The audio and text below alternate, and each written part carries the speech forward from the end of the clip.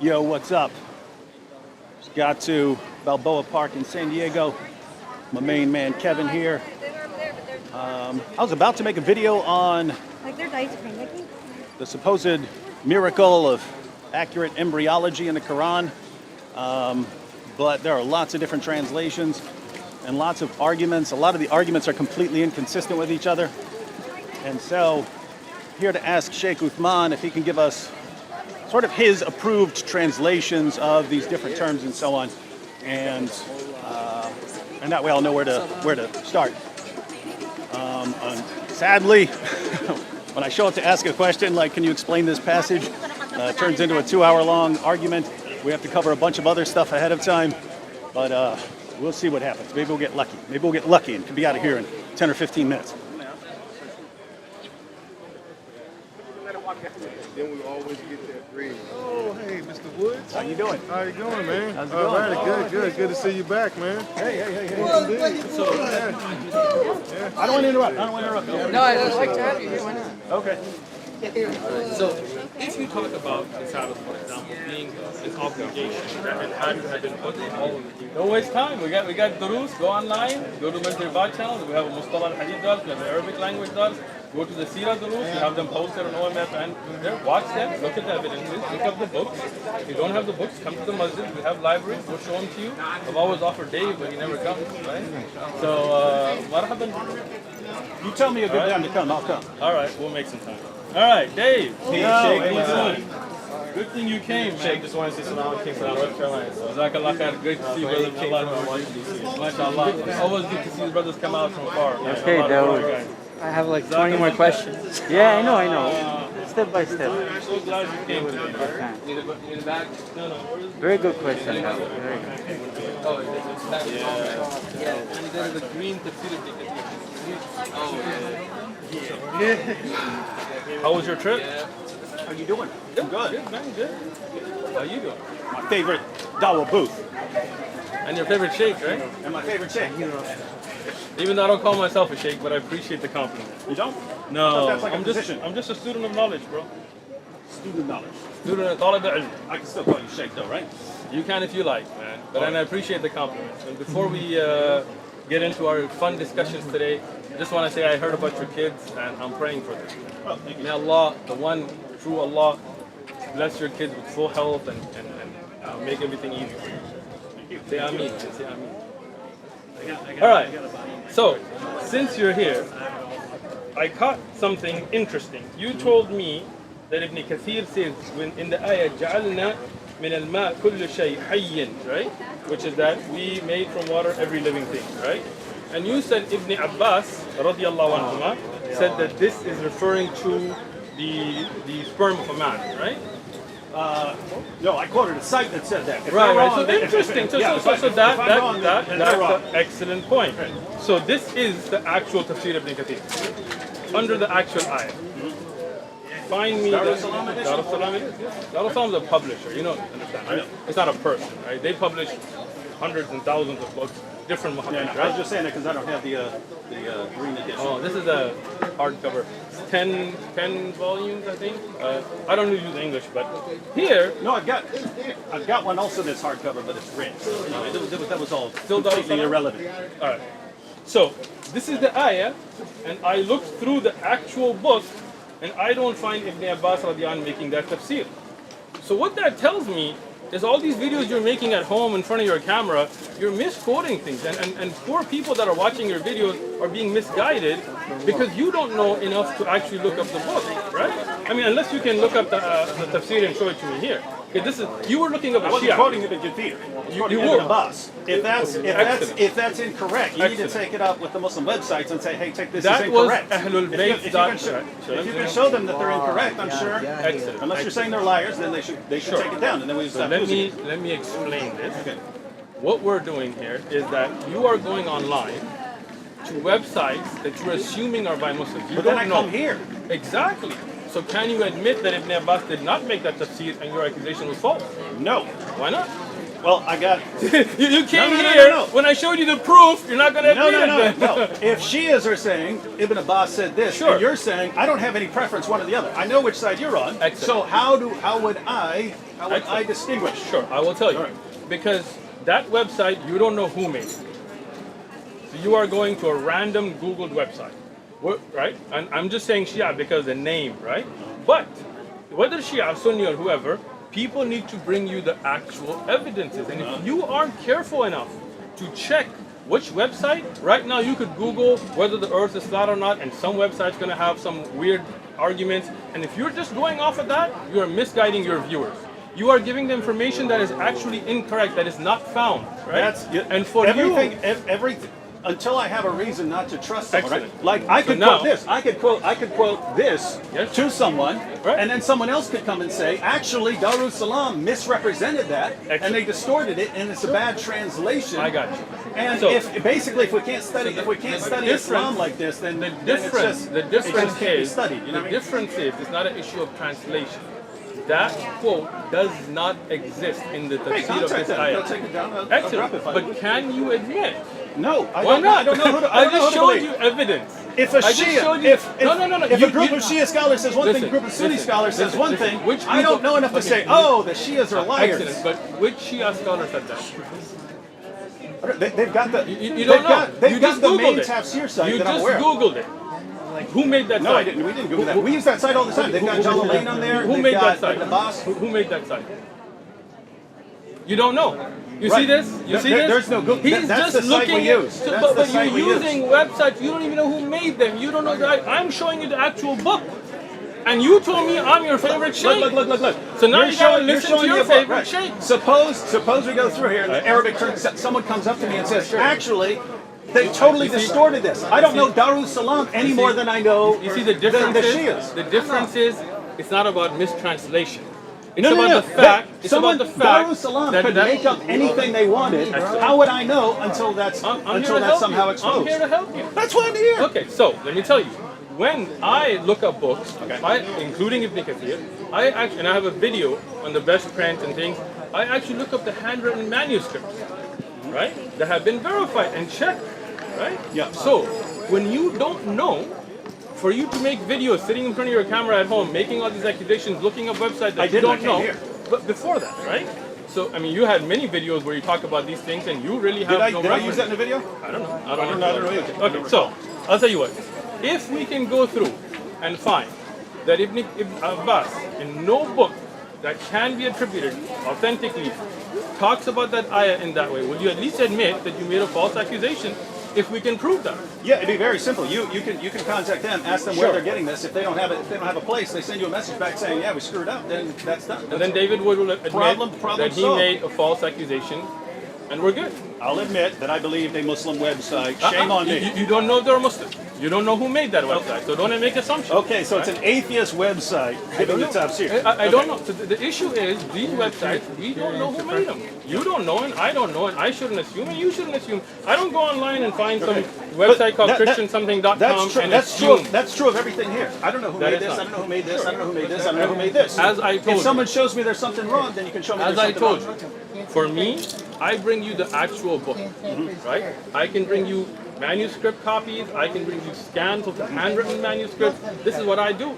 I do takhrij work. I do checking up those. I do tahqiq work.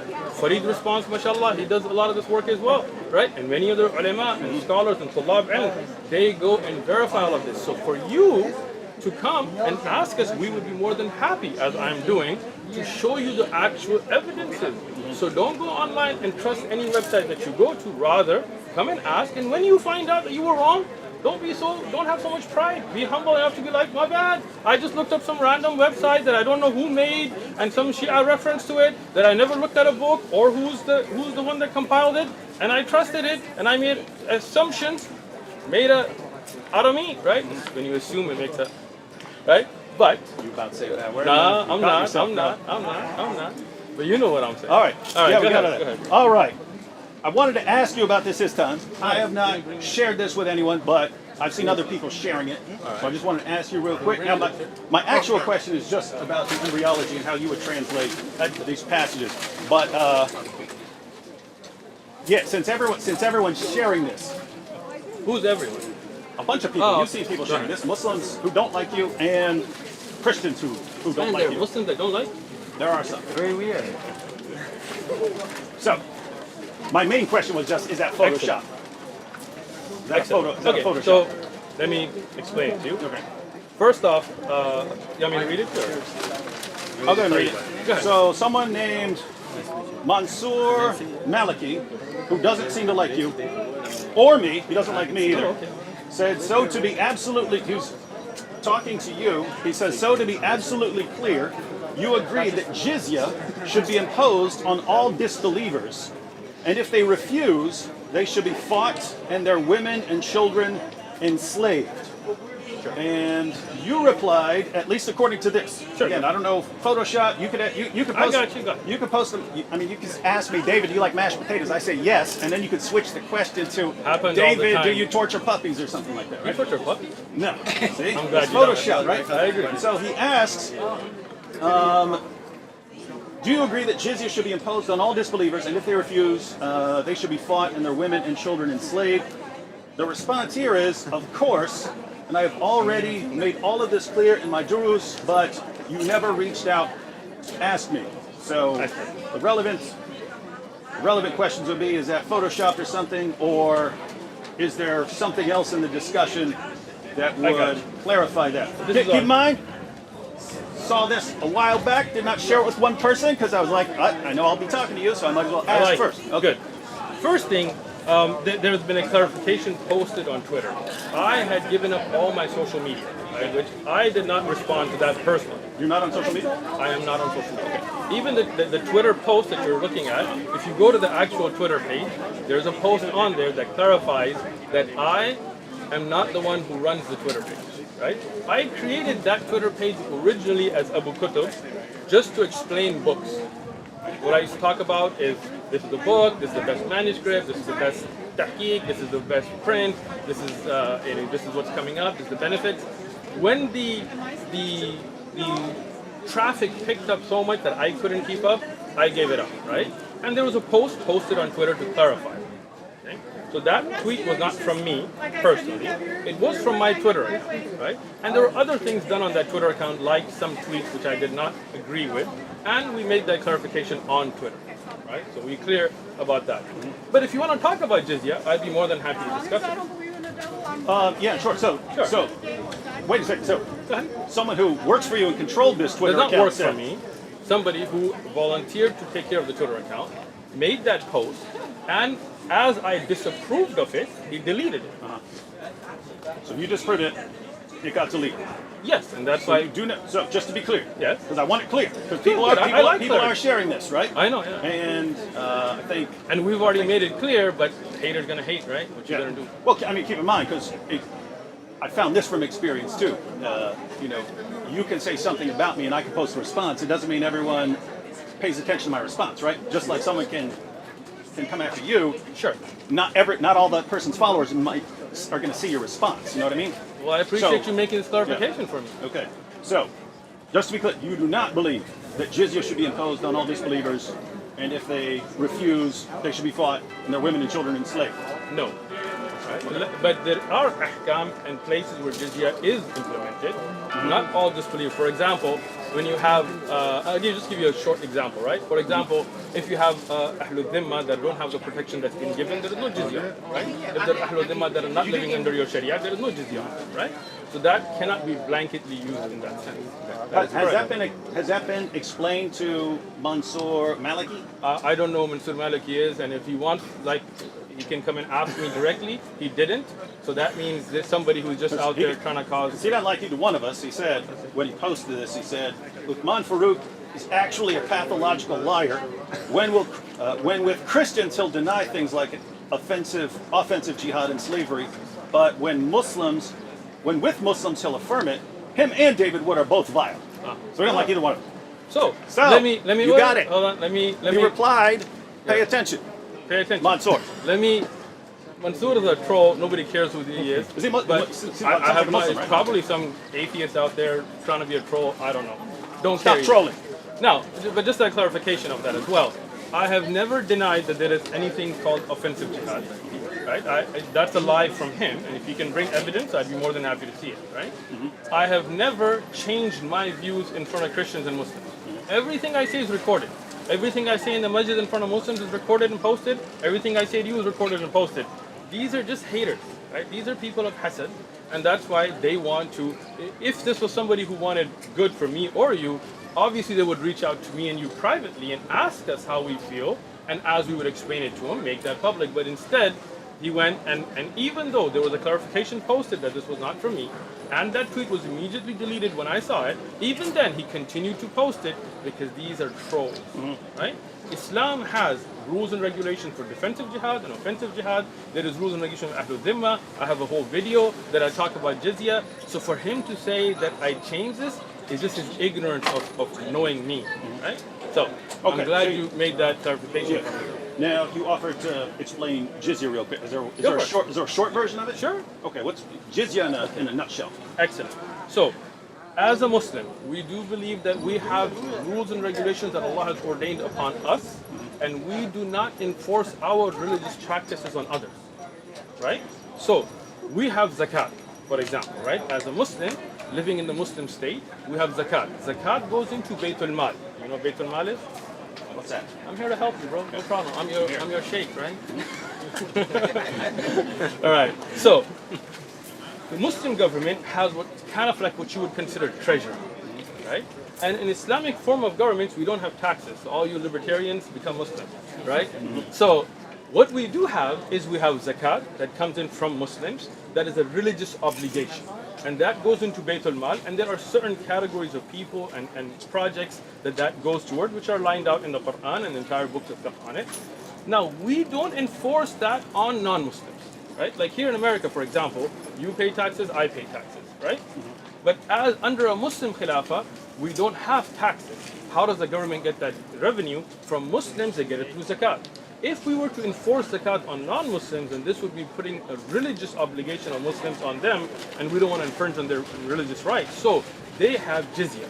Jizya is only given when they enjoy benefits from the Islamic government. Meaning protection, police service, whatever else. Well, you look confused, you know, all up in the sky. I'm thinking about what you just said. Think. Ponder upon it, bro. I got you. So, jizya is they're paying into the Islamic government's functions for the services they receive. For example, in America, you pay taxes, right? I don't know which state you're in, depending how much taxes you pay, but in California, we pay a lot of taxes, right? But the government says, hey, you pay your taxes, we give you police service, we give you roads, we give you the military, we give you these protections, right? Now, as a non-Muslim living under a Muslim rule, you will get those benefits, and as you get those benefits, you will pay into the system, okay? Now, if we didn't, then it would be a hardship that would be borne only by the Muslims who would be paying zakat, and non-Muslims would not be paying anything to the government's functions. Right? If, and as it has been, during times of Islamic history, that those functions are not delivered, jizya is not taken. There have been times, like during the time of Umar ibn Khattab, where jizya was returned, right? So this is their taxes that they pay into the services they receive, which I think you would think is fair. Yeah, well, the reason I was The reason, go ahead. a little inquisitive there. So I was thinking, so Muhammad said, my livelihood is under the shade of my spear, and he who disobeys my orders will be humiliated by paying jizya. And so he describes it as humiliation.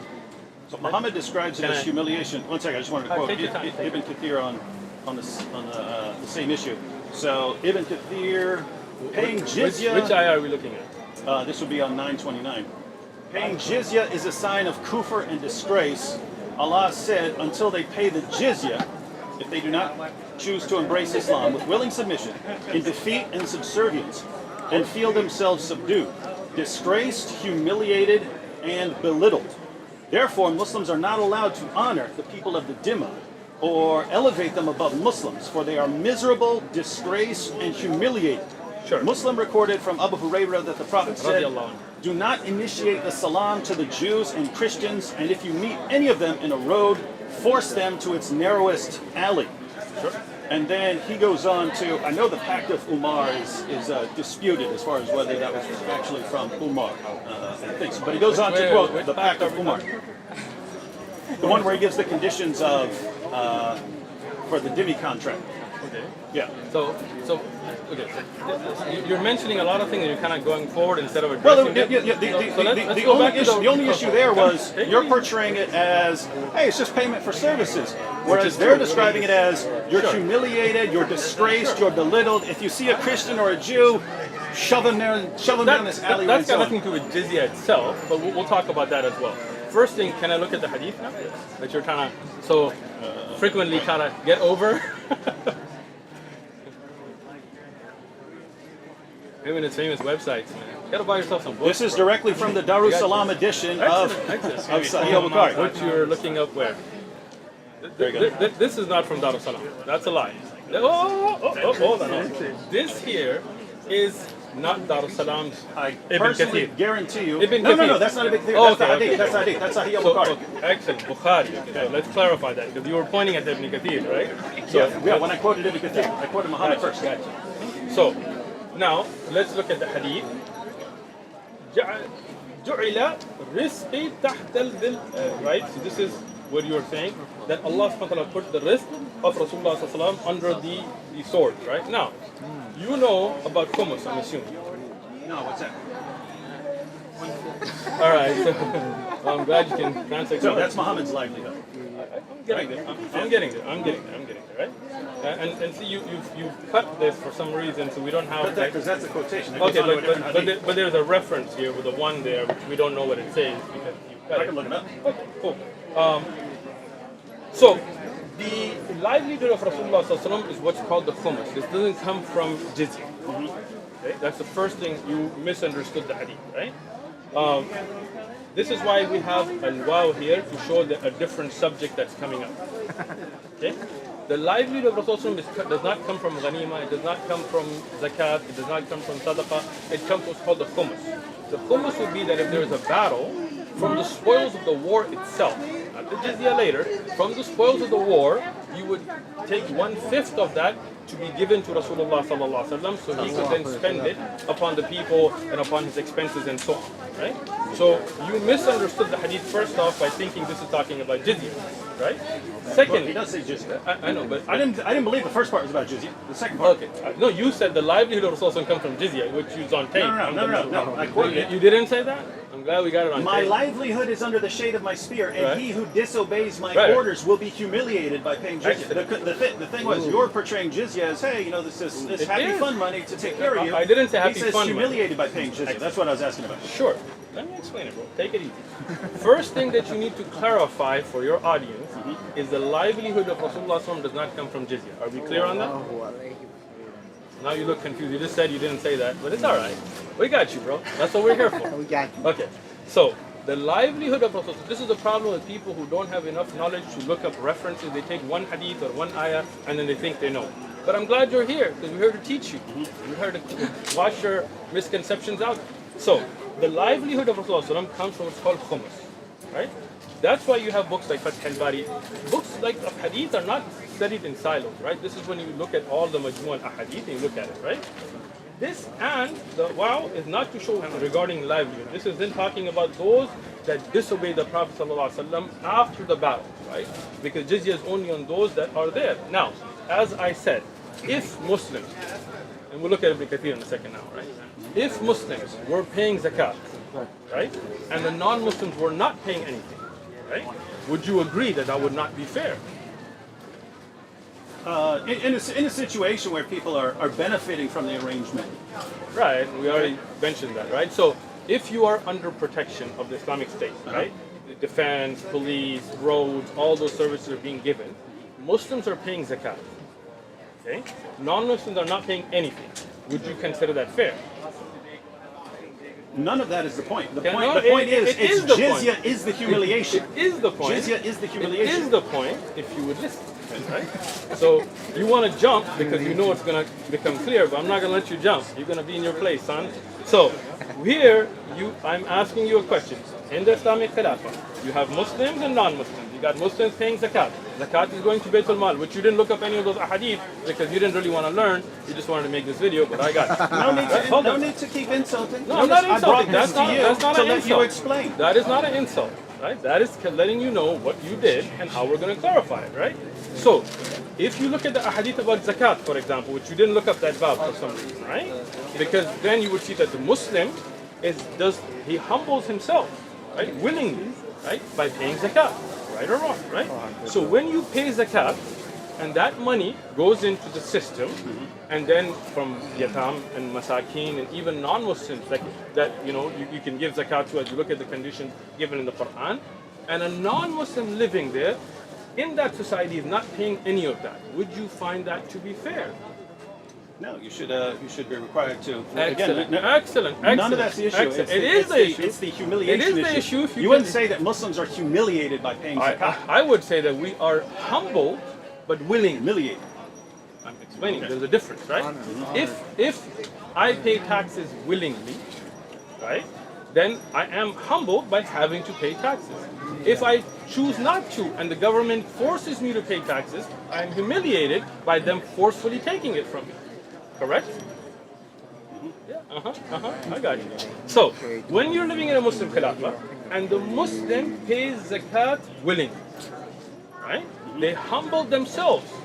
If not, and this is where you're missing, right? In the time of Abu Bakr radiallahu anhu, when the Muslims stopped paying zakat, you know about this? Son, you don't watch my videos. Wait. You don't watch my videos. Go over that again. In the time of Abu Bakr radiallahu anhu. Oh, okay, yeah. When there was the apostasy wars. So there was the Ridda And they Wars said- against Musaylim al-Kadhab, but that was a different issue. They refused to But- pay zakat, and No. Abu Bakr said, if they refuse to give me even a rope that they used to give Muhammad, I'm coming to fight. You will humiliate them by taking it from them. Right? Even though those were people who made salah, who prayed, who said they were Muslim. So what is the humiliation is they were forced then, because they weren't willingly given it. Right? So here in the hadith, it clarifies that as well. As a Muslim, I'm not humiliated with zakat because I pay zakat willingly. If I do not, then the Khilafah will force me and humiliate me by forcefully taking the zakat because that is the haqq, that is the right of the poor. But Ahlul Dhimma, that would not be paying, then they would be forced to pay the jizya because it would not be fair, as you have already agreed. So that is the humiliation. So when Ibn Kathir says, So let's get to Ibn Kathir. he says paying jizya is a sign of kufr and disgrace. So, what website is this? You and your website. If you had told me, I would have brought Ibn Kathir, the actual book, the bring- volumes. But This is the same as Darus Salam. This is Darul Salam's print? No. That's I believe it's Yusuf Esti's website. That's this says the tafsir. Okay, anyway. No. So let's go. I believe that's his So site. go ahead. Where were you? It just starts at the beginning. Paying So- jizya. Until they pay jizya, and they do not choose to embrace Islam. With willing submission. So what does this show? Right? What does it say? That if they came with That's just willing... quoting 929. Right, so that's what I'm telling you with the ayah, right? What is the meaning here? Allah said, until they pay the jizya, if they do not choose to embrace Islam, The next line. with willing submission, There you go. it defines willing submission as in defeat and subservience. Exactly. So what does that mean? If you are not going to be willingly submitting, then you will be defeated and no doubt made subservient. That's a humiliation, is it not? That's not what that's saying at all. Okay, so can you read? He's commenting. He's commenting. No. Read the word Okay. instead of giving your interpretation. You're not Ibn Kathir. Okay. Paying jizya is a sign of kufr and disgrace. He You doesn't say. skipped it. He doesn't, I started at the very beginning. Paying jizya. This is not from Ibn Kathir. This is your ignorance again. May Allah give you some knowledge. This is an example because Darul Salam will have the exact same thing. If you would say it's not in there. Not.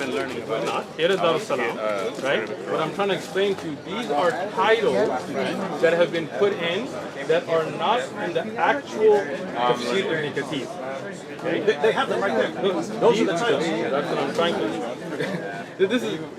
If you get Tafsir Ibn Kathir, Ibn Kathir does not put these in. Okay? These are put in to give you an idea of where you are. Okay? So that's not the words of Ibn Kathir. I have Tafsir Ibn Kathir in many different prints. I have scans of manuscript.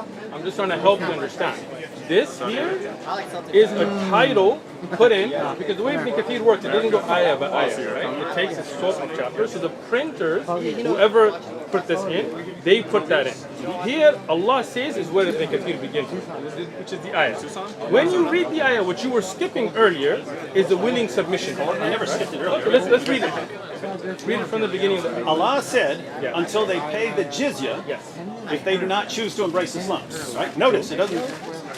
Keep going. If they keep do not going. choose to embrace Islam, Right. with willing submission, There you go. in defeat and subservience. Exactly. So he's describing willing submission as defeat and subservience. No! That's his commentary. That's the Quran. That's the Quran. That's his commentary. You poor soul. I feel bad for you. With willing submission is what they should do. And now Ibn Kathir is explaining that when they do not, that means that they will be defeated. In defeat and submissiveness is then when you talk about the humiliation, when they're subdued, because they didn't willingly submit. You didn't understand Ibn Kathir. Go ahead. Now read it again. The verse of the Quran says, Willing until submission. they pay the jizya with willing submission Right, so and feel themselves subdued. Right, so That's what the Quran says. It doesn't say until they pay the jizya with willing submission and if they find, then they will feel themselves subdued. None of that. Let me explain it again, right? So the first option is for them to become Muslim. Okay. Willingly they accept, right? If they do not, then they will pay the jizya, right? If they do not do it in a way of willingness, if they do not willingly accept Islam, they do not accept this, then this is the defeat and submission, the jizya that they will have to be forced to pay. Okay? So that is, and as I explained, in America, for example, if you, David Wood, say, F the IRS, not that you would use those kind of words, right? I'm not paying my taxes, right? And then the IRS will say, oh yes you are, and we're going to take you to court, and we're going to humiliate you, we're going to put you on trial, we'll send you to jail if we have to, we will make you pay those taxes, because you're not going to do it willingly. So are you not humiliated? Yeah, I'm just still not So convinced that that's is what the this thing. is saying. Okay. Because notice, I mean, he goes on Right. to... He's talking about the humiliation from those that do not willingly submit. Go ahead. Wow, not what this is saying at all. This is wait. So let me get this straight. So when he goes on here and he says, Read the ayah before you go. The part that he quotes. and feel themselves subdued. So what is this tafsir of now? Surah 929. No. Of them being subdued. He's explaining them being subdued. That's the tafsir he's making now. But what does it mean to be subdued? Okay. Go ahead. Disgraced, humiliated, and belittled. That's what means to be subdued, right? Therefore, Muslims are not allowed to honor the people of the Dhimma. Notice, it doesn't say people of the Dhimma who rebelled and so on. Right, So therefore, Muslims are not allowed to honor the people of the Context. Dhimma. Context. Hold on. Context. What you're doing is the ayah is talking about those that fought, did not willingly submit, did not become Muslim, and had to be subdued. So that's the Ahlul Dhimma you're talking about. Ahlul Dhimma have different categories, right? Just because he doesn't say clarify because of the context, don't assume he's talking about something else. Ahlul Dhimma, for example, those that are given their harbi, for example, those that were actually fighting you. They are those that are not harbi. There were those that supported you. You know about this, right? There's a book, try to get it. It's called Ahkam Ahlul Dhimma Ibn al-Qayyim. Okay? It explains all the differences, okay? So that you can be more educated with your responses. Go ahead. So when he goes on to say, quotes Muhammad, do not initiate the salam to the Jews and Christians. And if you meet any of them in a road, force them to its narrowest alley. You're saying that only applies to rebels, not to just Jews and Christians that in does general. not. Let me explain that hadith. As you know, that there are times where you can say salam to a non-Muslim. For example, in the Quran, when it says the people of Jahl, ignorance come, qulu salam. Right? That hadith, because you don't know context again, is when the Yahud, there were Jews in Medina, that would say sam alaykum. They would say, may death and poison and things be upon you. You know the hadith? It says Jews and Christians. But I'm telling you the context of the hadith itself. Okay? So, when they used to do this, in a They would say hadith. death be upon you or something Yes, like that? yeah. You know about the hadith or you know? You know about it? You don't know. Yeah, the one where they were slurring something. They were slurring something. So they're Exactly. actually So saying you jazz. do know about it. You're just trying to hide it. I got you. So Aisha radiallahu anha, she responded. She said, "May death be upon you," and she went off on them. Rasulullah said, "Alayki bi fahish." It's upon you. Don't get. Just say wa alayk. Don't initiate the salam, because when you do, then they may respond to you with something that is disgraceful, right? So just tell them wa alaykum. Don't say wa alaykum as-salam. Don't get upset.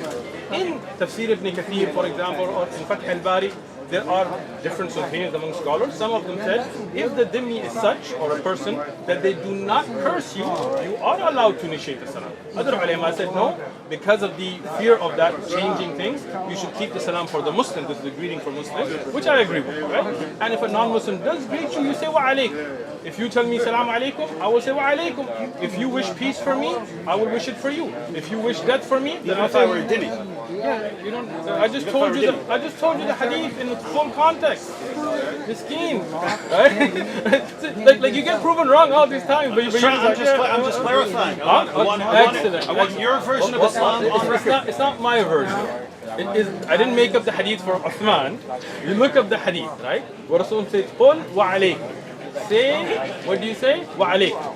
So even as a dhimmi, you're not a dhimmi because you're not living in the Khilaf anyway, but as a non-Muslim, if you come to me and you say assalamu alaikum with good intent, I will say wa alaikum. If you wish salam for me, I wish salam for you.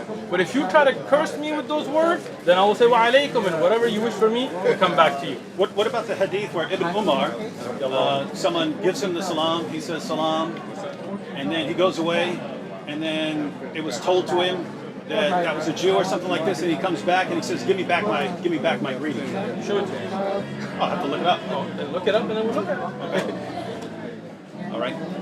Because context, you've already proven that you always take things out of context, maybe out of mistake. I'm not saying intentionally. So I want to see the hadith and we can explain it. Okay. This hadith about saying salam, you can look it up on Islam QA, whatever that's the website you're familiar with, and it talks about the conditions where you can say wa alaykum as-salam and which ulama take opinion. And if not, as I said, I have Fath al-Bari, the Sharh al-Bukhari by Ibn Hajar, he explains it as well, so you can open your mind. So, now, when you talk about jizya, if you're looking at it just from the perspective of one ayah, one hadith, this is where you misunderstand the full concept, right? But when you look at it from the full context of how it's implemented, right? In implementation, if you are non-Muslim, living in a Muslim land, enjoying the services provided to you by the Islamic government, right? In response for those services, you pay into the system, right? Me as a Muslim, I pay zakat, you pay jizya. Do you see any problem with that? No, I have no problem with paying government. I'm glad you don't. So, no problem with jizya. Jazakallah khair. Next. Oh, problem with jizya. Oh, okay. You just said you don't. I just am not seeing any of that in the source. But what do you think about the Let me pact of Umar? Let me explain that. Regarding when you say you're not seeing that, which book of fiqh of jizya have you studied? I'm just talking about the passage here. I'm explaining. If you can't if you go to the Quran and you can't understand it, and you go to the commentary and you can't understand it, and you go to the Hadith and you can't understand it, it just seems like this is not able to be understood. I got you. When you talk about learning law, you're talking about Islamic law, right? Right? You do not say, as David, that you just pick up one book of law from anywhere and then you will have your own understanding, right? You are not reading a book of implementation of jizya, right? You're not, right? What you're doing is you found these verses, not randomly, you found them. Here's a verse. Right, but how did you get to the verse? Let me look up Ibn Kathir. How did you get to the verse? Reading the Quran. You were just reading the Quran randomly and the ayah came? I have entire Qurans highlighted all the way through. Tell me the truth. Were you just randomly reading the Quran and that ayah came, or were you I saw looking? this long before I ever actually read through the entire Quran. So what you did is you found a verse that you found that you could use to be problematic, and then you hold on, I'm getting it, right? Then you went and looked it up to try to make this attack on Islam. What you should have done is gone to a book that talks about the implementation of Islamic law. And from the Quran and from Sahih Ahadith, they would have brought you the majmu'ah, all of them, to show how jizya works. But you had an intention to take a jab instead of learn. So I'll tell you what, again, we have a book, I'm making an offer here. Okay? We have a book called Zadul Mustaqim. It's a fiqh book that brings then the evidences from the Quran and Sahih Hadith and Aqwal of Sahaba and the different madhahib. We are going through it. Right? Watch the video from the beginning with Tahara, Salah, Siyam. We will go over Jizya. We will go over Jihad, Qital, offensive, defensive, all of that, right? With not just one ayah, but looking at all of the ayat, looking at all of the ahadith and the scholarly deduction of ulama, so you can learn. Now, I am going to prove that everything you just said is complete nonsense. All right, cool. All right. With Ibn Kathir. So, according to Shaykh Uthman, I like how you're getting all dramatic. Yeah. Get with it. Go, girl. According to Shaykh, I never called this man a girl. I'm just saying go, girl. I'm not saying you're a girl. All right. So, do not initiate the salam to the Jews and Christians, and if you meet any of them in a road, force them to its narrowest alley. Shaykh Uthman said here in the presence of everyone on video that this is only referring to the people who refused to pay the jizya, and therefore things had to get harsher for them. All right. Hold on. You made a point. Hold on. First thing, on the video you just lied upon me. So I told you that hadith about the salam was not in reference to jizya. That hadith, I gave you the full version, but you ignored that, right? Instead, yeah, but I asked you wouldn't do that with even if I was a dhimmi. I told you with the dhimmi, ghair dhimmi, that hadith does not mention dhimmiya. You are saying that I said this is about the dhimmi, and I, on video... Ibn Kathir said it's about the dhimmi. No, he didn't. He was explaining to you the context about the relationship with the dhimmiya. He did not say that it has to be with the dhimmi. But you said this is about the people who have refused to pay jizya, so not. that would be the context. I did not. No. You're saying that his commentary here. No, I'm not saying that hadith. I'm saying if you're saying that this is about people who have refused to pay the jizya, and he quotes it, then that means he would be in that context. Unless you're saying he's wrong and quoting this out of place. Let me explain this to you a third time. Okay. But if you could actually, right now, this ayah was talking about those that are subdued. Okay. Past that, Ibn Kathir is giving you general context. Okay. Right? All now, I made it very clear that this hadith was not about ad-dhimmiya, but general, and I gave you the reference about the hadith of Aisha radiyallahu anha, and you ignored that. I'm fine with that. No, I got that. I thought you were also applying it. I stand corrected, but Ibn Kathir is still going to correct you. That few minutes of him saying that he's going to destroy everything I said, he stands corrected. We didn't even get to it. All right. Bro. This is why the leader of the faithful, Umar bin al-Khattab, may Allah be pleased with him, demanded his well-known conditions be met by the Christians. These conditions that ensured their continued humiliation, degradation, and disgrace. So ongoing humiliation, degradation, and disgrace. The scholars of Hadith narrated from Abdur Rahman that he said, I recorded for Umar bin al-Khattab, may Allah be pleased with him, in terms of the treaty of peace he conducted with the Christians of Asham. In the name of Allah, most gracious, most merciful, this is a document to the servant of Allah, Umar. This is the document that they were required to have for the agreement. This is a document to the servant of Allah, Umar, the leader of the faithful, from the Christians of such and such city.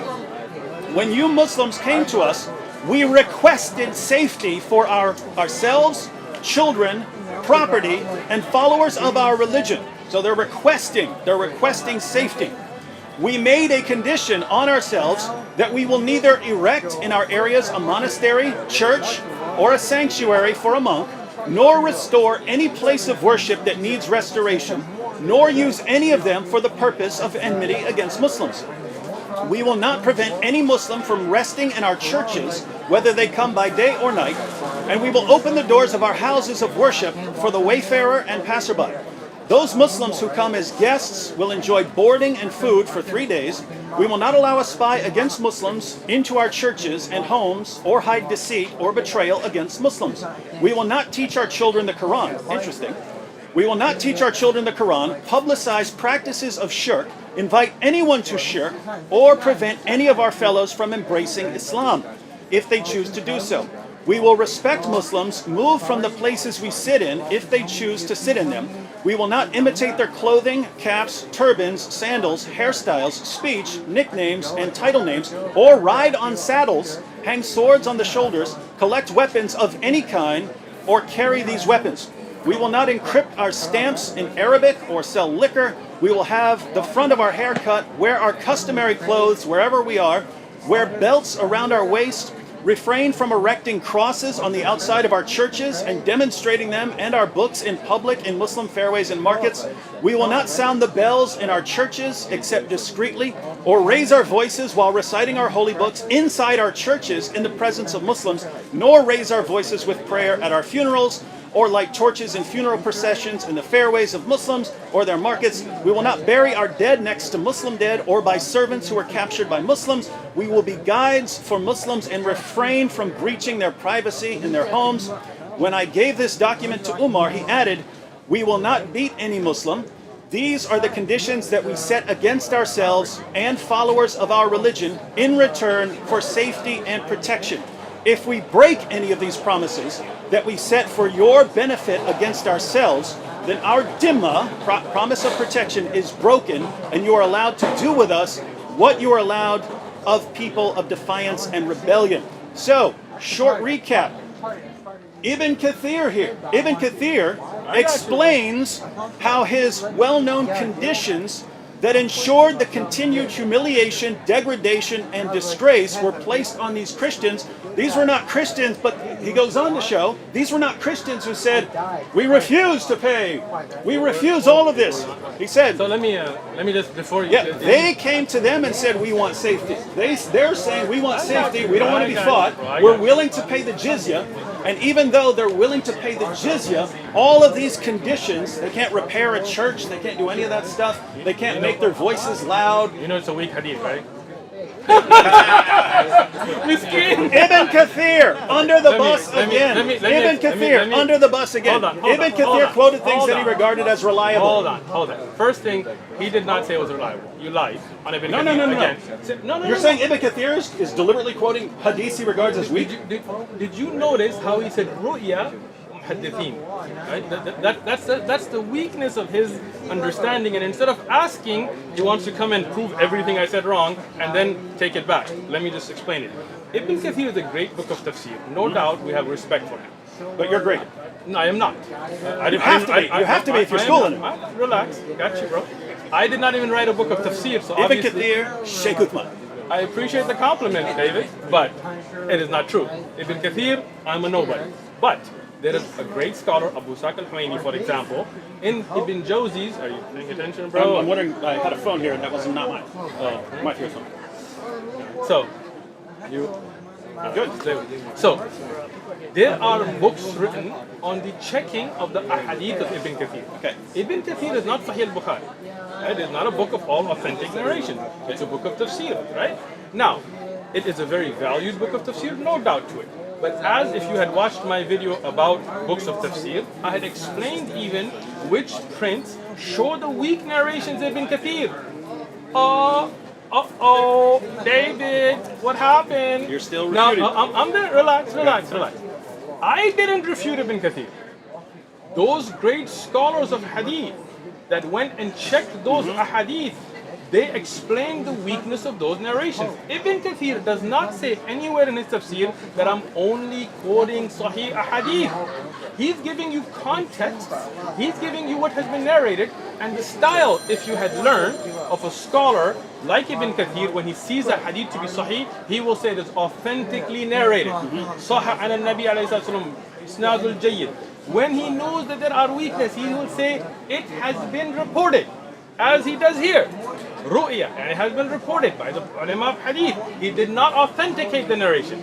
If you had come and asked, I can show you the original checking, and I can show you those great scholars of Islam, not me, who showed the weakness in these narrations. There are many ahadith Ibn Kathir quotes and then mentions they're weak himself, right? Because you have not learned, you assume things again, right? So this narration, and again, he says that's weak? he does not say it's weak, but in his style of reporting it, he points out that there is a weakness. That's why he doesn't say Sahih an al-Nabi, it has been authentic from Umar ibn Khattab. Rather, he says Ru'ya, it has been reported. Right? Now, if you like to get a takhrij of Ibn Kathir, and we have many, then you can go look at the narration, where it's originally from, and the weaknesses in its chain. You're welcome. Not quite. Because I just said you're welcome. when Ibn Kathir is talking about jizya at the beginning of that passage, But you don't understand that hadith of weak. You understood that part, right? I'm and you just saying- went on that big tirade on a weak hadith. I don't care whether it's weak or, Just weak like or your not. I Tirmidhi care how hadith. Ibn Kathir is using it. Well, So why? because you're saying that all Ibn Kathir is saying is This has been reported. That's it. no. Before that, all Ibn Kathir is saying, according to you, he's just saying that if someone refuses to pay the jizya, then that person will be humiliated and disgraced. Right? So no. You're saying that's what he's saying, but then in order to back up what he's saying, he quotes this passage about Christians who were willingly entering into this contract, were forced to be degraded in all kinds of ways, and if they went against their contract in any way, then they would be treated differently beyond all the disgrace. So the only point is here, you can say weak, you can say strong. The context of Ibn Kathir's comments about jizya are in that context. So to claim that he's actually saying something that completely goes against all his background evidence that he's presenting Which is not what very, I said. very, very strange. Let me explain this again. Okay. First thing, when Umar ibn Khattab, the same person you're talking about, when he went into Jerusalem, you know the historic reports, right? Yeah. You know there were churches there, right? And they invited him to pray in a church, right? You don't know? You know David does this when he doesn't have an answer. I get your body language, it's cute. Yeah? All right, so when you go to the actual historic authentic narrations, when Umar radiyan went to Jerusalem, and there were Christians and there were Jews who had their place to worship, did he not allow them to worship? Sure. He did. Did he, even when they asked him to come pray in the church, he told them, I would, but I'm afraid that Muslims might take this from you as a place of prayer because I prayed there and I want it to remain as your place of prayer. Is that not right? Nothing to do with what we're talking about. It is. I'm not talking about Umar. I'm It talking about is. Ibn Kathir. It is. So what I'm explaining is, Ibn Kathir, like any other mufassir, he mentions an ayah and he gives you that which has context, including authentic and including that which is weak. Right? And that is why when we want to study how to implement fiqh, we don't go to Ibn Kathir, right? We go to books of fiqh because you are stuck on one ayah. There are many ayahs, there are many ahadith, and then those books of fiqh look at all of them and they look at the difference and they say, okay, this has been reported from a weak chain. What we know from an authentic chain, this is what Umar radiyan did. That's how we bring implementation. But the problem is you don't want to know about how jizya really works. You just want to take jabs. All Go ahead. all I'm saying, So period, was Ibn Kathir couldn't be saying what you were saying, otherwise he would not have backed it up with that. he definitely was, and because you don't understand the style There's of no way writing, he was. There's 0% chance he was. Have you studied Ibn Kathir? With a bunch of his commentaries. Studying and reading are not the same thing. I think you should know that, right? Okay. Have you ever studied Ibn Kathir? Look, we get down to the exact same problem that keeps coming up over and over again. Namely, we read the Quran, Okay. right? We read Surah 9. We get to 929. Fight those who do not believe in Allah. Sure. Hey, that sounds like it's calling on fighting people just because they don't believe in Allah. Sure. You would say no, because it really means fighting these particular people and so on, right? Sure. And so you have to go outside of that to even understand what it's saying. So fight those who do not believe in Allah, nor the last day, nor hold that forbidden which hath been forbidden by Allah and His Messenger, nor acknowledge the religion of truth from among the people of the book, so Jews and Christians, until they pay the jizya with willing submission and feel themselves subdued. That, if I'm reading that, until they pay the jizya with willing submission and feel themselves subdued, that sounds pretty clear. You fight people until you fight Jews and Christians until they pay the jizya. So if I'm standing here right now and there's all the Christians and Jews, should I just start going attacking them? No. Well, why not? No. Why not? Because Because there's a what? process. The ayah doesn't mention the process. Where's the process? Where's the process? Read the ayah. Where's the process? Abrogation's the process. Oh, now he wants to jump into something else. No! You see this? No. You're asking how it makes sense to this. Your hypocrisy has just been No, exposed. your Hold on. hypocrisy Hold has on. been exposed. Hold on. And it's about to get exposed more. You mentioned the ayah, and when I told you there are other ayah, there are other ahadith, you told me if I just read the ayah and this is. But when I asked you the same question, if I just take that ayah as you're reading it, without looking at other ayat, without looking at fiqh, without looking at other hadith, then you would say that just jump out and start attacking these people. And then you were like, no, because there are other ayat. See, this is the hypocrisy. No, this is why we say you don't just take an ayah and then think you know what it means. We go to the people of knowledge, and that's in the Quran. If you don't know, yasal ahlul dhikr. Go to the people of knowledge. When I did that last time with the Bible, then you were like, no, that interpretation, this McCarthy, I don't know McCarthy. This is a hypocrisy, David. Don't be a hypocrite. Be real with me. Hold on. Let me finish. Look, when we look at an ayah of Quran, no doubt we look at those ayahs that are muhkamat, like those ayahs that are very evident, right? And there are those that definitely need the aid of tafsir, and that's why Allah subhanahu wa ta'ala told us that when you don't know, ask those scholars of knowledge.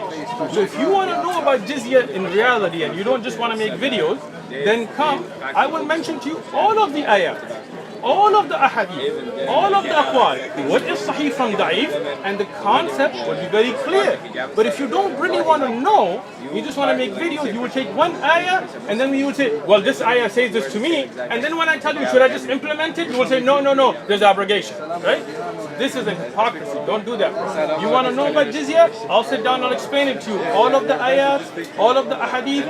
Tafsir ibn Kathir is a great book, but as I said, no doubt, and I said it the first time and I said it again, and this is not throwing Ibn Kathir under the bus, rather saying that no book of tafsir is perfect. That's why we look at different books, we look at the takhrij of ahadith, and we go to those scholars who specialize in the implementation, the fiqh of it, and then we learn looking at all of the ayah. If you take the ayah by itself, then you would be telling me jump out and start attacking these people and taking jizya from them, but you know that that's not what it's about, because there are other ayah. I agree. Just like that, when you talk about jizya, this is one ayah, there are other ayat, there are other ahadith, there are other fiqh from it that then explain the concept. Okay. Now, Go ahead. back to my point. I'll add a little clarification. When we read, fight those who do not believe in Allah, it goes on until they pay the jizya with willing submission, feel themselves subdued. That seems clear as far as the language. And in terms of qualifications, like, oh, it really means people who are fighting you or something like that, then it seems like that should be included in. I agree that you do have to consider other verses, but that's been done. If you take this ayah by itself, then even what you said would be not clear. Meaning, if you just took this ayah out of context, you just took it out, without looking at historic context, without looking at hadith, then you would say jump out and start attacking these people. But this is why, when you look at jizya and what it's paid for, and what are the services received by those who pay jizya, then the context of all of it becomes clear. So if you did that as well, but that's the problem I'm talking about, right? Okay. So we read the Quran, right? Okay. And it's not arranged chronologically, of course not. but you have these verses like 929, 973, 9123, and so on, which call for fighting people because of their beliefs, right? And you read the context. So you read the verses that come before, the verses that come after, trying to say, okay, what is this? Is there some clarification here or something like that? You also have the greater context of the Quran. Which surah are we talking about? I'm saying Surah Ahzab. this would apply to I mean, the ayat you're referencing are about Surah Ahzab, right? No, Surah At-Tawbah. Surah At-Tawbah is Surah Ahzab. Miskin. Ahzab? What's Surah 33? 33. So it's called Tawbah and Ahzab.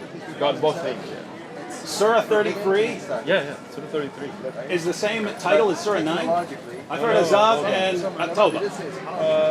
Surah Al-Ahzab. I've also heard Barak for Surah 9. Surah At-Tawbah is also regarding the battles, right?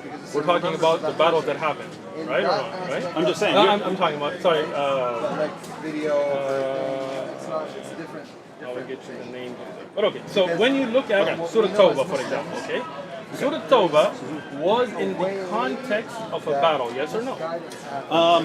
Well, if you go to Ibn Kathir, it's what led up to the battle.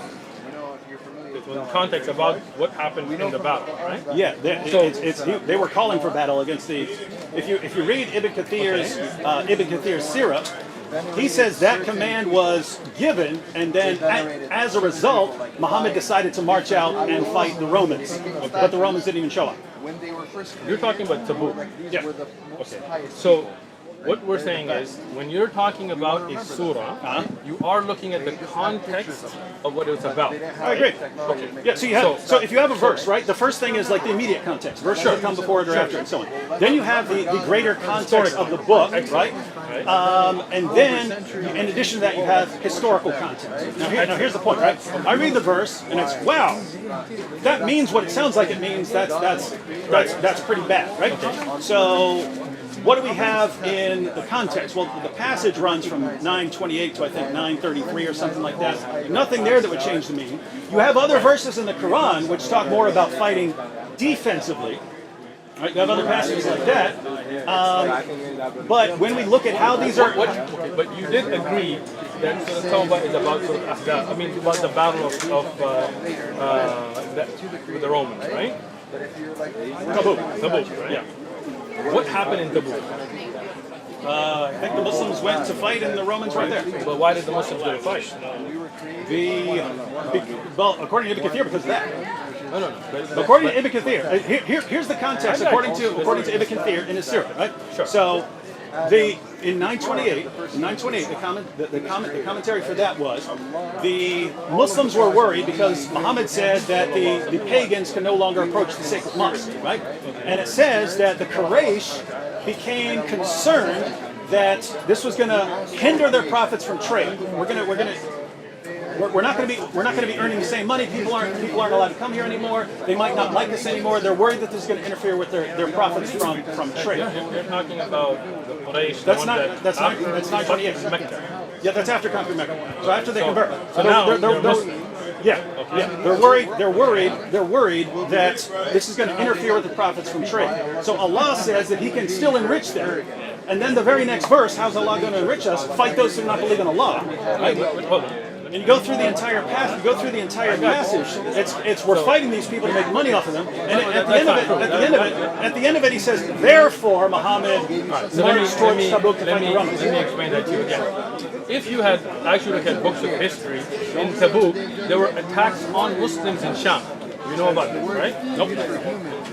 What can I do with people? Let's see where it's at. All right, so I have a video about Tabuk. Okay.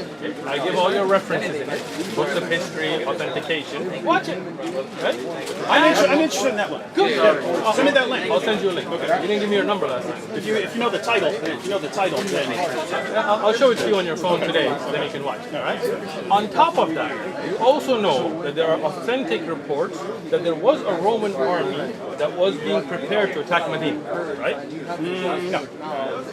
So this is the problem. This is the problem. How have I never seen that one? No, it said there's an army in Syria. They're at war with the Persians. Where is this talking about? Where does it say they were planning to attack Medina? So if you like Ibn Kathir so much, get Bidayah wa Nihaya. Bidayah wa Nihaya. You never heard of Bidayah wa Nihaya? No. I mentioned it to you last time. If you're a good student. By the way, my students you're proving my objection with everything you said. No, I'm not. Let me explain it to you, right? Once again, when I looked at the verses from the Bible, you told me you have to look at context, the old covenant. I agree. Same thing with the Quran. Excellent. So, when I look at, for example, here, I'm just going to give you an example, right? Deuteronomy, chapter 25, verse 11. If two men fight together, and the wife of one of them draws near to rescue her husband from the hand of the one attacking him, and puts out her hand and seizes him by the genitals, then you shall cut off her hand, and your eye shall not pity her. So if I was to read up and down this verse, in this chapter, I do not find any context other than that that's what we should do, right? But then you will tell me this is the old covenant and the new covenant, and then this writer said this and this, right? So you will take me to other than the chapter itself and the verses around it to explain it to you, right? But when I do the same for you about Quran, the hypocrisy comes out, right? Here, okay, show me here. Why can I not do that today? No, show it to me here. Do you remember? Do you remember? Because it's in the Quran.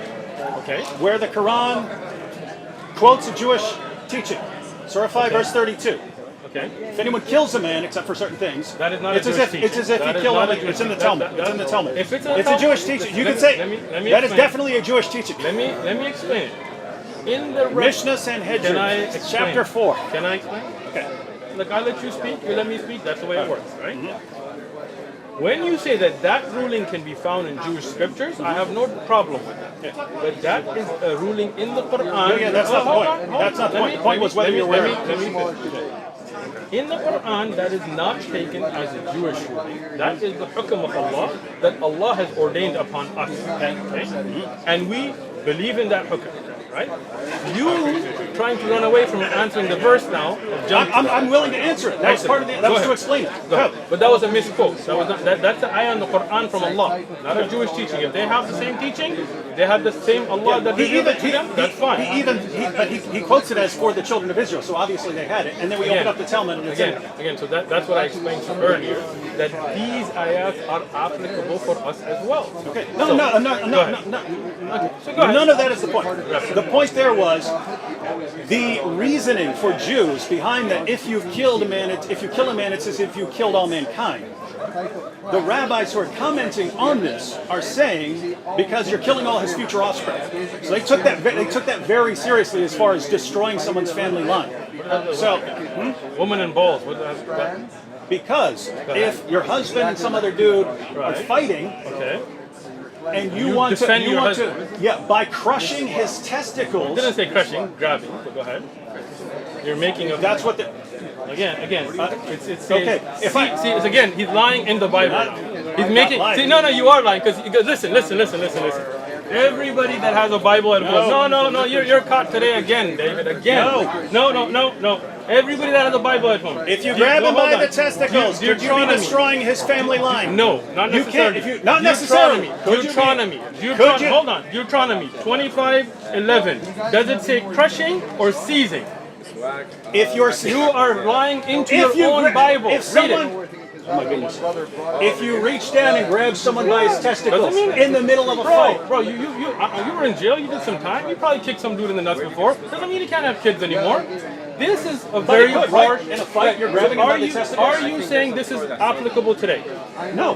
Why not? I don't see that in this verse or in this chapter that it's not applicable.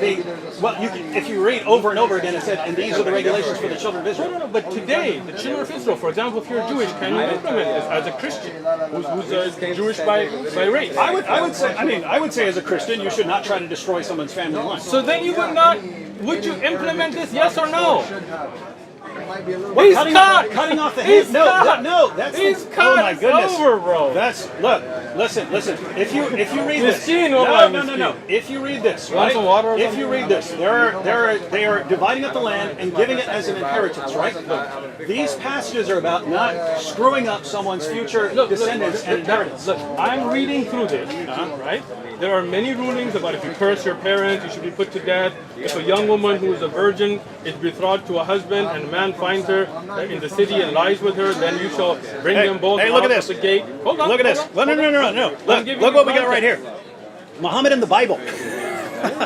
Sure. You have Shaykh Uthman here. Let me give you all these messed up. You're trying to jump. No. right? You see I'm jumping, right? No. Jump, I think jump, it's amazing. Jump. I think jump, no. Jump. You Let jump me to this. finish. You jump to this. This is the same But verses. you're saying this should not be Same implemented. chapter. You're saying this should Let not be me- implemented, but you're defending. Look at this. You're quoting Deuteronomy. Excellent. You're quoting Deuteronomy, the book you're attacking. Deuteronomy, Genesis, I got you. Deuteronomy. This guy loves Deuteronomy. Deuteronomy. Deuteronomy. Hey everyone, how do we know Muhammad's a prophet? Because he's in the Bible. What are you going to do here at the Dawah table? Attack the Bible. You can't trust Deuteronomy. We can't okay, trust go ahead. Deuteronomy. I'll let you speak. How do we know Muhammad's a prophet? Because he's in Deuteronomy. And they don't get it. I'll wait This is for him. amazing stuff. All right. I'll let All him right. speak. Go ahead and attack the Bible. I'll let you you're speak. defending. Go ahead, speak. Go ahead. Go ahead. Attack the Finish. Bible that you're done? defending and that your prophet You done, defended bro? and believed in. You done? Yeah. You are done. Yeah. Muhammad in the Bible. He thinks my name is Dr. Jamal Badawi. You're distributing the tracks. You don't believe in Sure. them? You don't believe in the tracks? I believe in them, but I didn't write it, so don't think that I wrote it. Now hold on. Let me explain this to you now. Go ahead. It's in Spanish. You want the English? Go for it. Brief illustrated guide to understanding Oh, Islam. look at him trying to get away from this. No, You no, think no, I'm no, gonna no, let no, you no, no, run no. all that? I Okay, think okay, it's okay, hold on, hold on. I We're think gonna it's stay here amazing All right, now, that you attack the First book thing- that you're using for your dawah to defend your prophet. first thing, let me reference, all right? Okay. I personally have not researched enough on the reference to the Prophet Muhammad sallallahu alaihi wasallam in the Bible to be making that claim myself. There are other scholars who have, and they have written on it, and this is for them, and I have no problem with it. That does not mean that we believe everything in the Bible is true. We do believe that some of the true message could be in here, and the Quran is our guide. So we're very clear on that. What I was trying to show you here, Biblical prophecies. You see that? I just you see wanted to that? check. You see that? You see Biblical that? prophecies. You see Wait, that? wait, wait. He doesn't want to Look hear at it. the first passage He doesn't you wanna hear quote. it. Look at He the doesn't first wanna hear passage. it. He doesn't Deuteronomy. wanna hear it. You're about to attack Deuteronomy when Deuteronomy is the defense of your am prophet. not. I am not. Go ahead, attack Deuteronomy, the book where we find your prophet. Are you done speaking? See, like I asked you if This you're is done. awesome. I asked you if you're done. This is awesome. And he said he's done, but he won't let me speak. You notice that? Anybody else? I notice when Shaykh Uthman gets right. nervous, he starts. Oh, you think I'm nervous? You better be nervous. You better be nervous. How do we know Muhammad's a prophet? Because he's in the Bible. What book are we attacking? The Bible. I can tell you're nervous because you're not letting me speak. No, this is awesome. I wanted to draw attention to I that got point. you. I got you. Because here's I got what I found. You Shaykh are Uthman. done. No, here's what I. You see, you won't let me speak. No. They won't let me You speak. can. I'm trying to. No, I'm you're trying not to letting me explain why I'm speak. going here. You're going on, and every time I speak, you interrupt me and bring new things. You're not letting me speak because you know that you're done. What do you mean done? You're about to let me attack a explain. book that we are both required to believe Let in. me speak. Okay. Go ahead. Tell us about Deuteronomy. Can I speak? Yeah. Thank you. So, when we talk about the Bible, and I've said this repeatedly, no doubt there's going to be some things in it, like for example the commandment not to worship idols and things that we believe would be from God, and the judge there is the Quran. But no doubt, from the Quran and from what we believe and from what you know in your heart, there are things that have been changed. False. So, hold on, let me finish now. Let me finish. So, for me to say that there is a reference to something that should bring your attention to in the Bible, for example, not worshiping idols and so on, does that mean that I take all of the Bible to be preserved? And I've explained this, but somehow you didn't get it. No, I'm not done. Hold on, put it away, bro. Contradicting your God and your prophet again, man. I'm gonna speak, bro. I'm gonna You are speak. annihilating your God right now. I'm gonna speak. Nobody can align my God. Right? Now, the reason you're jumping here is because you're caught. Now, you're here in the verses, in the context that we're looking at. I'm not attacking these. All I asked you as a Christian is, should we implement these today? They are in the Bible, that if two men fight and a woman seizes, not crushes, the balls of another, protecting her husband's life, her hand should be cut off and no eye should pity her. But you couldn't answer that, so you try to jump. I said no, it should not Well, be why implemented. not? We're not under that law system. But where does it say that in the verses?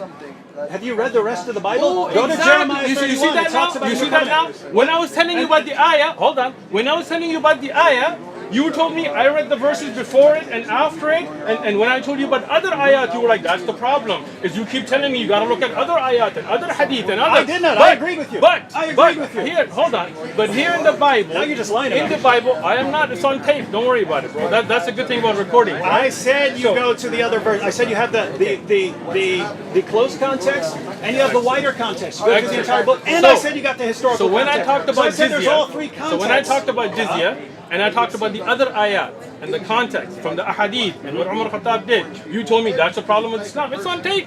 It's on tape. You're like, because every time I read an ayat, then you tell me look at other ayat. But when I tell you from the Bible, either you misunderstood me, or I was not clear enough. The point I was making, right? You take a verse. You've got a verse there. Verse sounds clear. Sure. Right? So you'd want to just like the Bible. Yeah, you'd want to examine the context, examine what the meaning of that is. You'd examine all of that if you're saying, is this something that applies today? Sure. Same thing with the Quran, right? Same thing with the Quran. Here's a verse. Is this something that applied to a particular people or at all That's times? what I and so said. on? Yeah. I've still never gotten to the actual point. The actual point is, so you have passages like, to you be your religion, to me be my religion, or passages about fighting in self-defense if someone is persecuting Muslims and so on. And then you get to things like fight those who do not believe in Allah. Sure. So you look at the context. You do, absolutely. The Excellent. problem is when you No problem. try to arrange these, you can go to the Darus Salam edition of Sahih al-Bukhari. Okay. Go all the way to the very end. So book 9 of Sahih al-Bukhari. You have this essay on how to bring these together by what's his name, Abu Humayd or Ibn Humayd. You heard of him? He was the Chief Justice of Saudi Arabia and the Imam at the Grand Mosque and so on. Okay. So it's Ibn Humayd or Abu Humayd. You know, Bukhari was like way before that time, right? Yeah, we're not talking about. We're not talking about. Sahih Bukhari. He makes an attempt to explain how these passages tie together. Which passage are you talking about? The passages of the Quran. Which like one? like 973, 9123. So this is not in Bukhari then. This is probably like a publisher's note. I promise you, I'll make my point. I'm making a point, but you're interrupting before I even made the point. No, I just want to understand. I'll explain that. I'll explain. Okay. So he's taking all these passages and he's basically answering the question: how do we reconcile all these different claims? Because you have some claims where, hey, you be your religion, and to me be my religion. These other passages fight those who do not believe in Allah, right? Okay. And he puts down he arranges things in 4 stages, right? Okay. He says there's a stage where Muslims weren't supposed to fight back. They weren't even supposed to fight in self-defense, right? Okay. And then he says, but then, after the move to Medina, then they were permitted to fight in self-defense if people are persecuting them and so on. So and like then Badr. he says... Well, I'm trying to understand. Badr in Medina. You don't know. I'm guessing he would include Badr with that, right? No. He might include that in stage 3. So stage 2. Badr very early on. Stage 2, it's where Muslims are permitted to fight. Okay. Then stage 3 was where they had to fight if they're being attacked. They had to fight. Shows your ignorance because the first law of allowance to fight came in Badr. Okay, so the 3rd stage is fighting is obligatory, right? You have to fight in self-defense. And then the 4th stage he puts is offensive jihad, where you have to actually go out and fight and subjugate people, right? Okay. So that's how he arranges those. That makes perfect sense to me. So here's the issue, right? Here's the issue. We read the Quran verse. That sounds like it's calling to fight, right? Okay. But guess what? You can have all kinds of things and all kinds of books that sound like they're calling to fight. Okay. You got to read them in context. So you have an actual very respected scholar who's putting the essay. Who's this respected scholar? Abu Humayd, the Chief Justice of he was the Chief Justice of Saudi Arabia, 80s, 90s. No, you're missing. What happened to Shaykh bin Baz? No. Dude, you're missing. You're completely misunderstanding. You know who Shaykh bin Baz is? You're completely You know who Shaykh misunderstanding. bin Baz is? You're either deliberately misunderstanding. Listen. The Chief Justice of Saudi Arabia in the 80s and 90s is Sheikh bin Baz, the head mufti. We'll just look up Ibn Humayd afterwards. Sure. Okay. So let's look up. Go for it. But okay, but Let me finish one. So he says, how do we reconcile this? That's the conclusion that he comes to. Okay. That's the conclusion he comes to. Sure. I look at the same passages. That makes perfect sense to me, right? Okay. And so once you have that timeline, then there's basically one more question about how you would apply that. Right? Go for it. And the question is, once you've gone through these 4 stages, are you just in stage 4 and then that's stage 4 forever? So fighting. Why didn't you ask this? Yeah. No. So I'm here to help you, bro. You said I'm your favorite Shaykh, but you're the one who. By the way, this is all in response to something you brought up. Hold on. Let me finish. I'm almost done. We're talking 30 seconds, right? So, 1, do these 4 stages apply in such a way that once you've reached stage 4, the other 3 stages do not apply? That's the question. No problem. Or is this contextual? In other words, Muslims who are in sort of a situation like Muhammad was in Mecca, where he's totally outnumbered, and therefore you're not fighting back, would be under that sort of rule. Sure. I can see that, right? So that, as far as why you should not be running around implementing Surah 9, verse 29, I would interpret it because you're more in the situation of Muhammad in Mecca. But you're not a scholar to interpret, so I don't know why you're coming up with your interpretation. I'm giving you his interpretation. No, you are. That's not what he said. That's not what he said. You are giving, David Wood are interpreting when you shouldn't. Okay. And by the way, here's the entire point. I gave you more than 30 seconds. Here's the overall. Here's the big. Then you respond. Here's the overall entire point. The point is, read the Quran. get all these verses. How do we reconcile them? Oh, here's a good way to reconcile them. Now it all makes sense. Now it all makes sense. But that doesn't look good. Fight those who do not believe in Allah means that once you get in a certain situation where you're the most powerful force, you violently subjugate people, force them to pay jizya, impose conditions on them, and so on, or you keep fighting them until they're not, until they're gone or something like that, right? Okay. So that's what it looks like. And then even with the hadith, with Muhammad saying, I've been commanded to fight people until they say there's no God but Allah and Muhammad is his messenger and so on, that all fits into that. And here's the point. Even if that's completely wrong, to say, well, you're wrong about that, and therefore you need to go to all these different scholars. You got to go to all these different scholars and consult all these different scholars to figure this out. You're talking about passages that are calling for violence against other people, calling for the violent subjugation of the world when you read them like that, right? And in order to figure out what Allah is really saying, you have to do all these, decades of research. I did not say that. So the problem is, which we always come back to, the Quran claims to be clear. We open it. Well, we got some problem on understanding these verses. How do we reconcile them? Well, you reconcile them in a way that constantly escalates the violence. And if that's wrong, how do you know what you're supposed to do? Well, you're supposed to spend a lot of time going through all these scholars, but that means that it's just not clear. So we're not talking about reading the context or reading the entire book. You have to go outside of the book, and then when you get to the hadith, then you have to go to the outside of the hadith, and you have to go to all these scholars. But that is a lot of work to understand who I'm supposed to kill and who I'm not supposed to kill. You know what I mean? Are you done? I'm done. You are done. Now, as I said, you know that I'm not nervous because I let you speak respectfully. And you know you are nervous because you keep interrupting me. So let's see if you interrupt me now. Let's try it now, right? So, now, as I told you from the beginning, the Quran clearly tells you, if you don't know, يَسْأَلُ أَهْلُ الذِّكْرِ, ask those who know. I didn't tell you you have to go and do tens and years of research. All you got to do is go to somebody who is learned, who is scholarly, who has knowledge, and say, Shaykh, I read this ayah, I read this hadith, what is the context? How do we implement it? What verse is that? Hold on. What verse is that? Everybody knows the ayah. No, what verse is that? Look up the ayah. إِن كُنتُمْ لَا تَعْلَمُونَ يَسْأَلُ أَهْلُ الذِّكْرِ. I was thinking 21:7. Hang on. Okay. So, can I finish now? I just want to make sure that you're presenting that correctly. Yo. But you can go ahead. I'm just going to look it Bring up. the ayah. If you don't know, ask those who know. We memorize the ayat. We don't really look at it. So can I continue, or is your nervousness not letting me speak? No. Right, I just want to make sure. So, as I said earlier, and I continued saying, and you're still not listening, that the Quran gives you the solution from all this confusion, which is, when you don't know something, you don't have to go and study yourself for 10 and 15, 20. I never said that. You put that in my mouth. What I said is you go to the people of knowledge and ask them. So not to Allah. Of course, Allah subhanahu wa ta'ala ordered you to do that. Right? So just like when I asked you about the Bible, you told me read the rest of the Bible, and you told me that this covenant was explained by this, and this by this, and this scholar said this.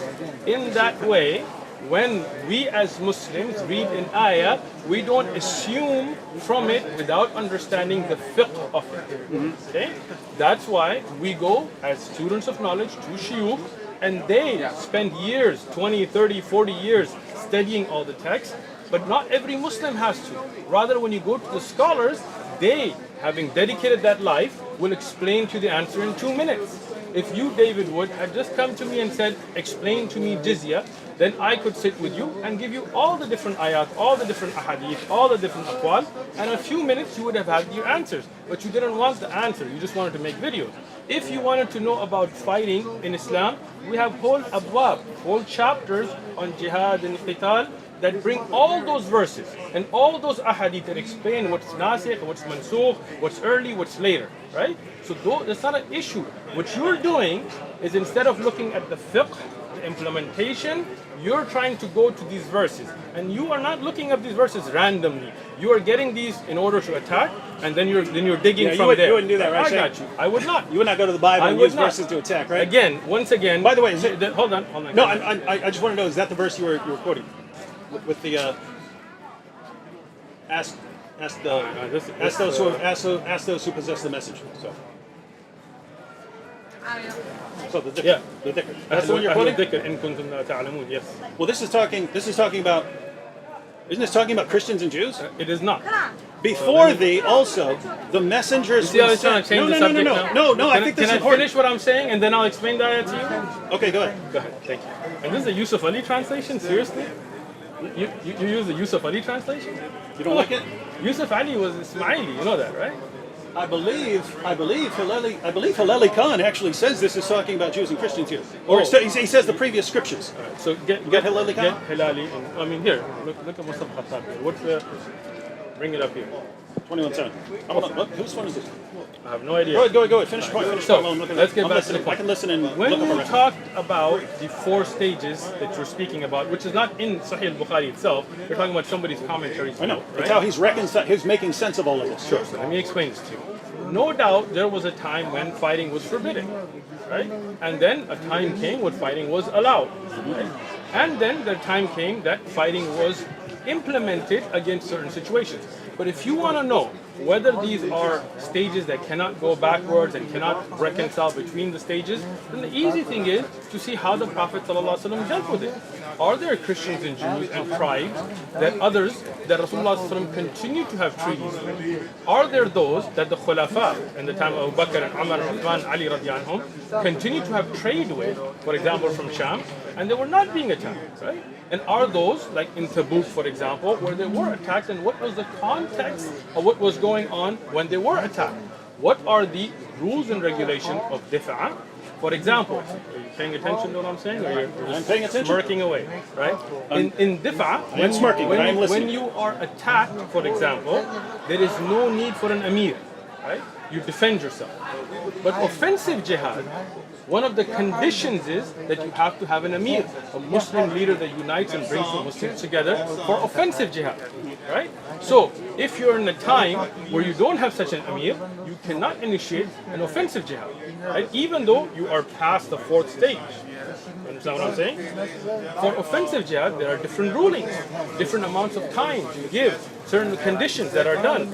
And even in that time, there is the ability for the Khalifa to make pacts with people, peace treaties with people. Understand? If you look at Abbasiyya and Umayyah and others, they made treaties with other... I'm not objecting, just clarification. Do you believe there can be another caliph now? Why not? Okay, just asking. How?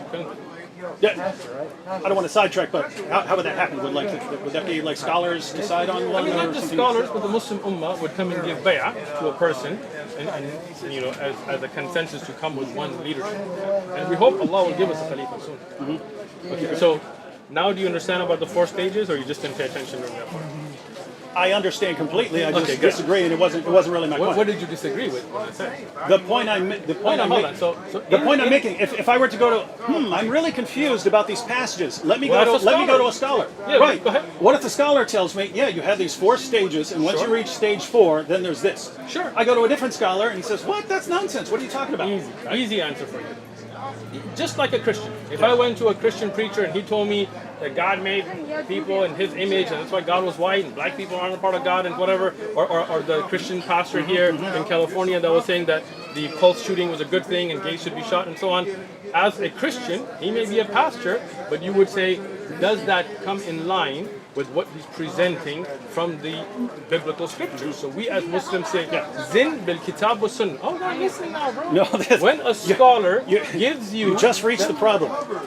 When a scholar gives you clear evidences from the Quran and Sahih Ahadith, then that's a scholar you should follow. When a scholar misinterprets Quran and you can see the evidence is being presented, but I'll give you an example. Let's say a scholar tells you, light this guy on fire, right? And I tell you, David, don't do it, bro, because Rasulullah ﷺ forbid punishing with the fire, right? So now, which scholar are you going to listen to? Allah's the one who punishes with fire. Right? Sure. Yeah. So now, which scholar should you listen to? The one who can back it up. There you go. But that means it comes down to the sources. The problem is when we're reading the sources... Of course, but the difference is the scholar understands the different sources, different ayat, and brings them together to explain it to you. You, David Wood, are just Googling one ayah, not understanding the rest, and trying to make your own interpretation. You're acting like this is me. You're acting like this is me. We're talking about when I'm So for example, in this Surah 21 verse 7, right? So you got Yusuf Ali. Before the also, the apostles we sent were but men. Yeah. I'm giving that as an example. Before the also, the apostles we sent were but men, to whom we granted inspiration. If you realize this not, ask of those who possess the message. Then you read the Hilali Khan, and we sent not before you, O Muhammad, but men to whom we inspired. So ask the people of the reminder, the scriptures, the Torah and the gospel, if you do not know. So here, here's the point. This is Hilali Khan, and they're saying what this verse is talking about is asking Jews and Christians who have their book. Right? So if it's not, that's the point. If it's not what that means, who in the world am I supposed to listen to here? Let me tell you. Okay, good. Is Hilali or Yusuf Ali your person you have asked? No, It is not. Yeah, you just Google it, right? No, I went to their translation. That's right there. Yeah. You Googled it, right? You I did not Google it at all. Okay, so you looked it up on the internet, right? Yeah, that's what it says in the Quran. Pull it up. This is not asking a teacher. This is you, again, going in, looking at one verse and thinking you understand it, right? If you had asked a scholar, then I would have told you, or I'm a student of knowledge, but a scholar would have told you that this ayah, in the explanation from the Sahaba themselves who were there, explained that no doubt that the people of scripture had a knowledge about Rasulullah sallallahu alaihi wasallam, and that's why many of them became Muslim. But this ayah is applicable for us as well, and that's why Allah subhanahu wa ta'ala used the word dhikr. You know what dhikr means? Reminder. Right, but what is dhikr in the Quran? Inna anzalnahu. Right there, it applied to the earlier scriptures. Right, but this is the Quran making tafsir of the Quran, if you understand, right? The word dhikr has been used for the Quran itself. And for the Torah and the Gospel. Right, exactly. Okay. Why? Because part of the wahi, right? So under that, the Quran and what is preserved, if we had, from the earlier scriptures, the hadith that is a part of the wahi, those scholars that are well versed in the dhikr, that they are the ones you should ask.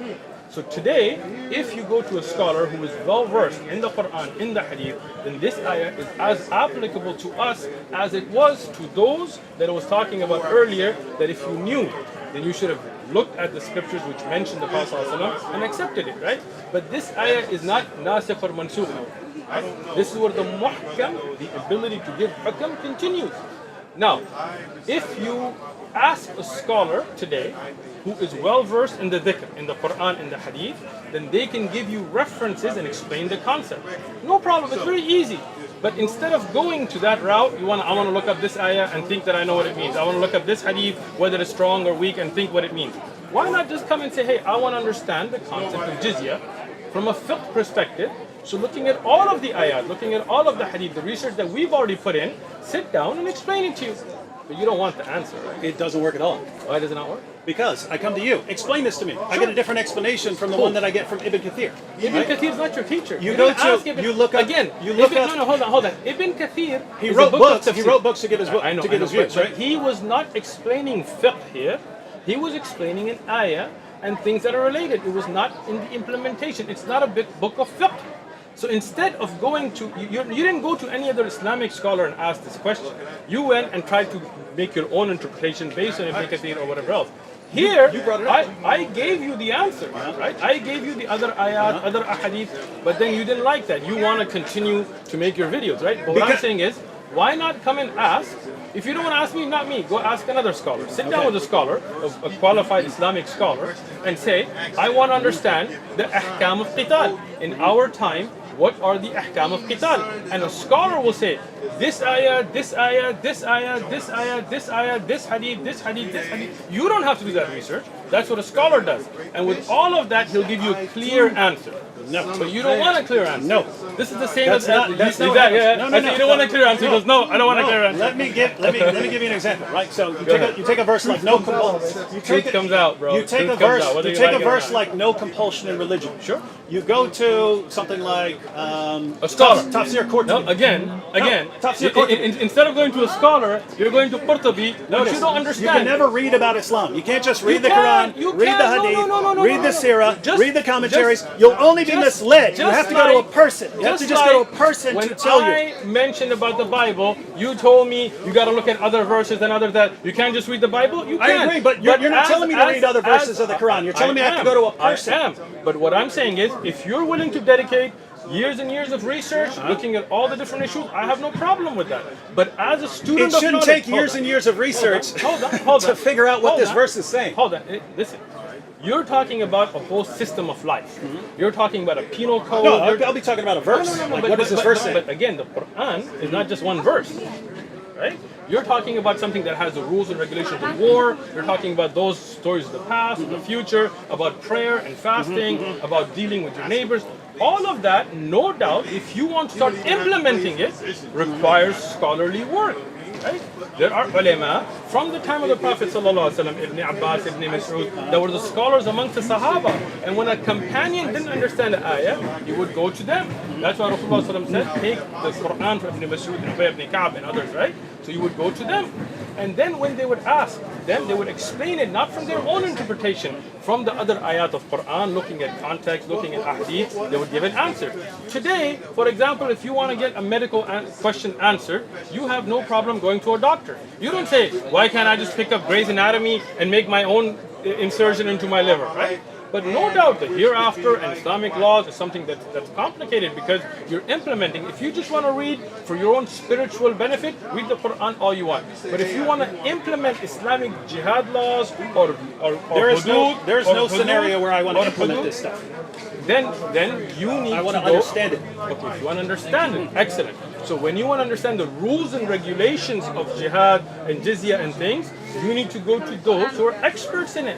Just like if you want to understand legal system in America, you don't just pick up the Constitution and go, to me 2B means this. No, you go to a legal expert to understand it. Just like the Bible. If you want to understand the Bible, we have people like McCarthy and others who write these. But you even told me, McCarthy, when I pointed out from McCarthy, you were like, that's just one guy. You threw him under the bus. But you would go to a Christian and ask, hey, is this applicable today or not? Is this a proverb? Is this a simile? Is this Jesus giving a direct ruling? Or is this something that has a different meaning? Just like that. But you don't want to give the same courtesy to Islam because David Wood just wants to make videos. Wrong. So, and I know we have to be wrapping up here, but We do, yeah. just to explain my perspective here, right? So, back to what I mentioned earlier. And this is not to belabor this particular point, but it's if I were to look it up in the tafsir of Qurtubi. Sure. So I look up this verse. He gives, according to this guy, and this guy, it means this. Exactly. According to this guy, and this guy, it Perfect means something. example. It means Thank you. something completely different. Thank you. According to this guy, and this guy, but he's quoting Muhammad's companions and all these other guys who are giving all of these different interpretations. Exactly. right? So here's the thing. The idea that you just nailed your coffin right the now. idea Go ahead. that the further you go back in time, the less they know. To where not true. Muhammad's companions are walking around, the verse means this, and someone else says, no, it doesn't mean that. It means this, and they're giving completely different interpretations. They're applying completely different hadiths to the situation. They're saying in the historical context for this one was this one. The other one says no, the historical context was that. If there's that much confusion back then, the idea, I'm just going to go to a scholar. All the scholar could possibly do is explain why there's so much confusion. Nope. Unless everyone back then, except one particular I got you. interpretation, I got you. Go had ahead. it correct. And anyway, here's the point. That wasn't the point? I read a verse. I read a verse of the Quran. I read a verse of the Quran. Huh. That sounds like this. Let me look it up. So I look it up in the commentaries, and I find that according to Muhammad's companions, they didn't agree on it. There's all these different interpretations. Right? So I go around, you look at the relevant hadiths, and you get different interpretations of the verse. And your solution is, well, you have to go to a guy. The problem is, I could go to a guy who favors this guy in the commentaries more than this other guy. And so I'm still going to get, you're acting like if I go to scholars today, I'm going to get this consensus opinion on what this verse means. And I know enough to know that that is not true. You don't. I do. Let me explain to you why. Okay, let me tell you now. Okay. All scholars agree speaking? on 929. Are you done speaking? Go. Are you done speaking, bro? Yeah, sure, go ahead. Thank you for nailing your coffin. Let me explain. Most confusing religion ever. It is not. It sure is. It's Sure most is. confusing because of the lack of your ability to understand one simple concept. Which And is no one could agree on what any of these again, things mean, but it's not confusing. You see how he doesn't let me speak? Perfectly you clear. see that? All your audience, let him see Perfectly clear. how I quietly listen to him because I'm not nervous, but this nervous guy, he keeps interrupting me because he knows he nailed his coffin. Talking for 5 I will minutes and explain not it getting you. to his point. Well, because you're not letting me speak. Now, when we go back to Qurtubi, there are riwayat there that are authentic. There are riwayat there that are da'if, that are weak. So this is the job of scholars. Qurtubi, Tabari, Ibn Kathir, they collected all of this. Tabari, many of the riwayat he collected, he himself says this is weak. Ibn Kathir as well. These are jami' tafasir. These are tafasir that put together the bigger picture for scholars to go and look at research. But the problem is David Wood is too ignorant to understand. I'm a horrible, evil person. Let me finish. Who gets confused when I get 10 different interpretations of the same verse. Let me finish. When you look at 10 interpretations, the reason you're confused because you don't have enough knowledge or enough sense to ask a scholar. The scholars, what they do, like my teacher, Shaykh Abdul Salam, he has a book of tafsir where he brings those interpretations and says this narration is da'if, it's weak. This is why it's weak. Its chain is weak. Qurtubi mentions it, but it's da'if. Ibn Kathir mentions it, but it's da'if. At-Tabari mentions, but it's weak. And then here is what is authentic. What you should have done is started with a simpler tafsir, like for example tafsir Sa'di, which only gives one opinion. He does not give all these other opinions, which many of the I want to scholars... know all the opinions. Excellent, but then you are not qualified enough to know the weak from the strong, right? Do you know Ilm al-Rijal? You don't, because you don't. Do you? If you're saying that Muhammad's companions. Again, you're saying this. We're getting this wrong. You're saying this again, We're getting this and wrong. I've explained this. That is not that the Muhammad's companions sallallahu alaihi wasallam are wrong. It's because many of those narrations are weak in their So chain. people were lying about them. They were not lying. Again, They weren't lying. There is a They're difference. not making them up. There's a difference between kadhab, a lie, and a da'if hadith, right? But when something is not authentically established, we don't rely upon them. You understand? It's not that the companion is lying. It's that people make mistakes. People like yourself. It's a lot of mistakes. People, you make more mistakes than them, so don't get carried away. You took. I don't think so. I don't come up with 10 different interpretations of a single verse. You took Ibn Abbas's narration of one ayah and plugged it somewhere else, right? I didn't. Muslims did. No. So they made a mistake. Who made that website? You don't know. You're the one that told me You it's a don't Shia. know. You told me it's a Shia website. Because of the name, right? And His conspiracy theory is that it's actually atheists. Listen, I didn't make that claim. It could be. But you're making a claim it's Muslims without knowing. This is your false assumption, right? But that ayah has not been explained by Ibn Abbas. You falsified that by misreading a website. Now, like that, there By are other trusting people, these guys. by trusting somebody you don't know, So which is funny. Qurtubi Anyway. is making the mistake of trusting all these different commentators. No. But Again, notice, once if again, notice, no. If Once there's again, 10, no. if Let me there's 10, finish. if Let me Qurtubi finish. gives You see- if Qurtubi gives Fair. 10, if Qurtubi gives 10 interpretations, and these are all traced back to Muslim scholars, right? If he gives 10 interpretations and 9 of them are wrong, Sure. that means but- means that the false information and the mistakes are massively outnumbering Let me explain this again. the truth. When there are 10 narrations, there will not be 10 different opinions. It will be one will say, for example, it's Makki, one will say it's Madni. One will say this is for this ayah, this is for this ayah, right? So it's not like there are 10 different interpretations, but there may be weak narrations. Qurtubi, Tabari, these are research level books. These are not supposed to be just for people like yourself who don't know Sahih from Da'if, that to go and think they know. So I can't go read those books. I can't read the Quran because I misunderstand it. I can't read the Hadith. I'll just misunderstand it. I can't read the commentaries because it's too advanced. Read the Quran all you want. Read the Hadith all you want. But when you don't know, ask those who know. That's why you should have a teacher. That's why you should have shuyukh who dedicate their life to understand what is strong from weak.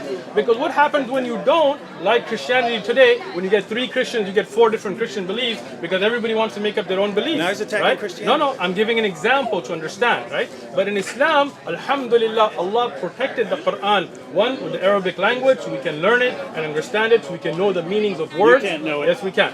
Secondly, we have alhamdulillah the Quran that explains the Quran. We have ayat that make tafsir of ayat. Alhamdulillah. There are things where there are clear, sahih, authentic ahadith from Rasulullah sallallahu alaihi wasallam that explain the ayah. There are authentic narrations from Sahaba and Tabi'un and the ulama of Islam that took these, right? They But can't the even agree problem- on the the meaning of a problem word. is that they do.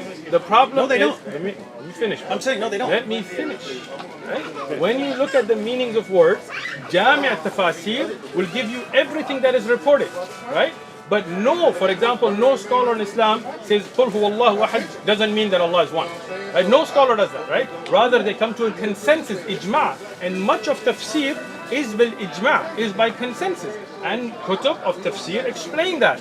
But your problem is you don't want to ask somebody who knows. You want to go and read here and read there, misunderstanding those ayat, It's and too then try to confusing, man. implement it. It's It's very too simple. confusing. Very simple. The most confusing Ask religion out the there. people of knowledge. Is that difficult for you? Well, let me slow it down. Ask the people of knowledge. And You if have I sign go, language? You want me to do sign language for if you? I go to कौन सी Maliki, ज़बान if I go to बोलूँ a यार? Maliki Urdu scholar, बोलूँ? I go to a Maliki scholar, a Hanafi scholar. You think Malikis and Hanafis have difference in tafsir? That's how ignorant you are? Whoa, whoa, whoa. So, well, you're the one talking about implementation. Yeah. So if you're talking So- about so- executing apostates, Excellent. they do have differences. They do. What's the Maliki opinion? The Can you name me one Maliki fiqh book? listen. Name one listen, Maliki fiqh book. listen, You will listen, win listen, right now. listen. Name one Maliki fiqh book. Look, I think you're trying Name to one deceive everyone. Maliki fiqh book. Just one. Let me break this down. Name to me one Maliki fiqh book. Not the point. You can tell me if I'm wrong. He doesn't know. You tell me if I'm wrong. He doesn't know I a single. don't Okay, remember name whose interpretation me. that was. Name Notice he me just one- dodged this. No, I'm not. I'm He not. just I'm dodged this. showing your ignorance. Am I right or Name wrong? me one Shafi'i fiqh book.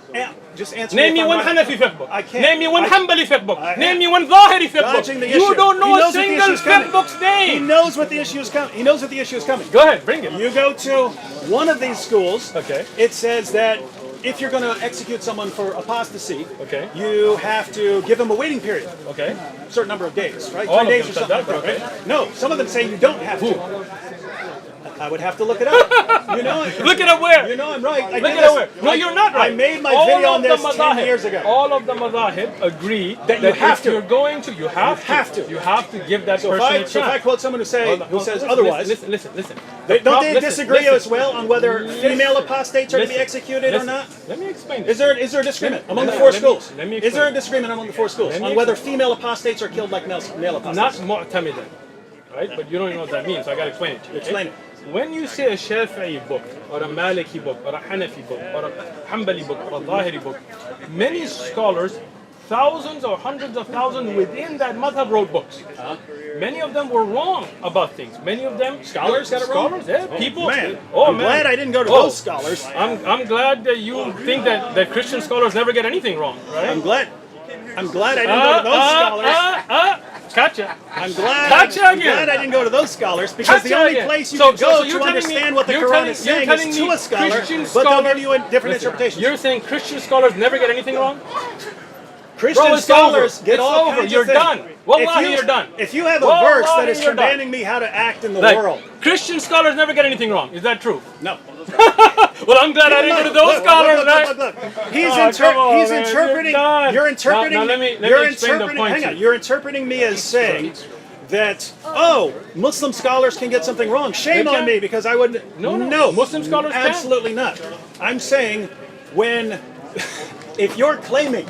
You're acting like there's this consensus. You pick a scholar, On you go to certain a, issues, you go to a on certain scholar. issues there are ijma. On certain issues there is ijma. Certain issues there is khilaf. Yes. We study those. Now let me Yes, explain the yes, madahib. yes. Because- Here's- because- no, here's the other let thing. me benefit No, you hang on. by You letting talked you for learn like 10 something. minutes straight. I'll keep this I short. wasn't even done. You interrupted me. I'll keep this short. You interrupted me. I'll keep this short. Go ahead. You always say that and then you go on. I'll keep Go it ahead. very short. Go ahead, bro. I got you. Keep this very short. So, in Christianity, there are consensus issues. In Islam, there are consensus issues. Right? Agree? When we look up the issues where there are disagreements Sure. in Islam, Sure. it's things like fight those who do not believe in Allah, Sure. And how to Christianity. carry out Sure. apostasy Oh, laws. you think all those crusades and all those battles for the No, cross they're weren't not under get- the they're- Bible? They're not getting that from there. They didn't use the Bible to justify crusades? Oh! No. You're as No, ignorant of history what as you verse? are of What verse? Islam. What are they using? Excellent. What verse- excellent, what verse are they excellent. using I'll to- tell you what. Hold on. to slaughter hold people? on. Hold on. If Love you your go- enemies. If that's what the Crusaders said when they raped, massacred with the cross. I'm saying where love did your they- enemies. I'm right? saying where did they get it from? Excellent. Do this when you go home. Look up the Pope's writings using the Bible The Popes? to justify. Yes. What verse? Give me a verse that you could use. Look, I am not the one that studies the Bible or the Pope. Right? I didn't come with that claim. You But spend I'll tell every you week what. attacking the Bible. You can't No, give me no, one no, verse no, that could listen, be used to listen, justify the we're- Crusades. Look, there are plenty of verses that they have used. Just one. I'm- I want one. One verse Sure. that would actually, in All right. context, from a Sure, scholar, no problem. be used to justify. You want just the verse? No problem. I got you.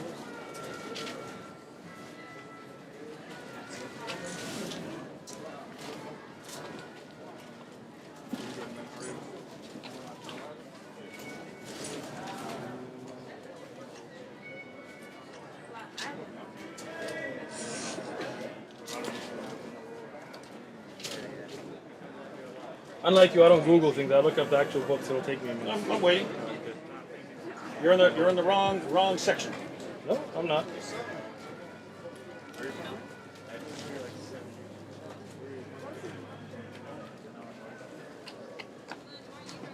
Looking for Luke 19:27?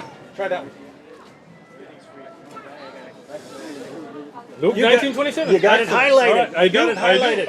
I do. But bring here those enemies of mine who did not want me to reign over them and slay them before me. Can this verse not be used to slaughter people? If Thank anyone, you. no. Thank you. If anyone, Thank you. If you think people can be that sloppy, because what happens when you read it in context? Oh, now we need. Okay. So now look at. That's a perfect example. Excellent, it You is. go to Luke 19:27. You start reading at verse 12. Okay. Jesus is telling a story. He tells a Excellent. story Yes. about a king. And what's the point king of the goes story? away. To give you a lesson. No, it's to use the sentence. The story is not to give you a Yes. lesson. It's And not- this is it's not a command. And why? Listen, when you have It's the king in such the story who trouble- says I this. got you. Okay. But when you give stories, you are giving your disciples a lesson. And if you're saying that no Christian has ever used this verse, Show me one. sure, we'll look it up. You would have. We'll A look it Christian up. would have to be the biggest idiot in all of history. There are plenty to of big read a idiot story. Christians, bro. To read a there story. are plenty of big idiot Christians. You know that. Okay, You know that's that. true. But we're not talking about that. Thank you. Yeah. Hitler quoted Bible verses in his speeches. Is that not true?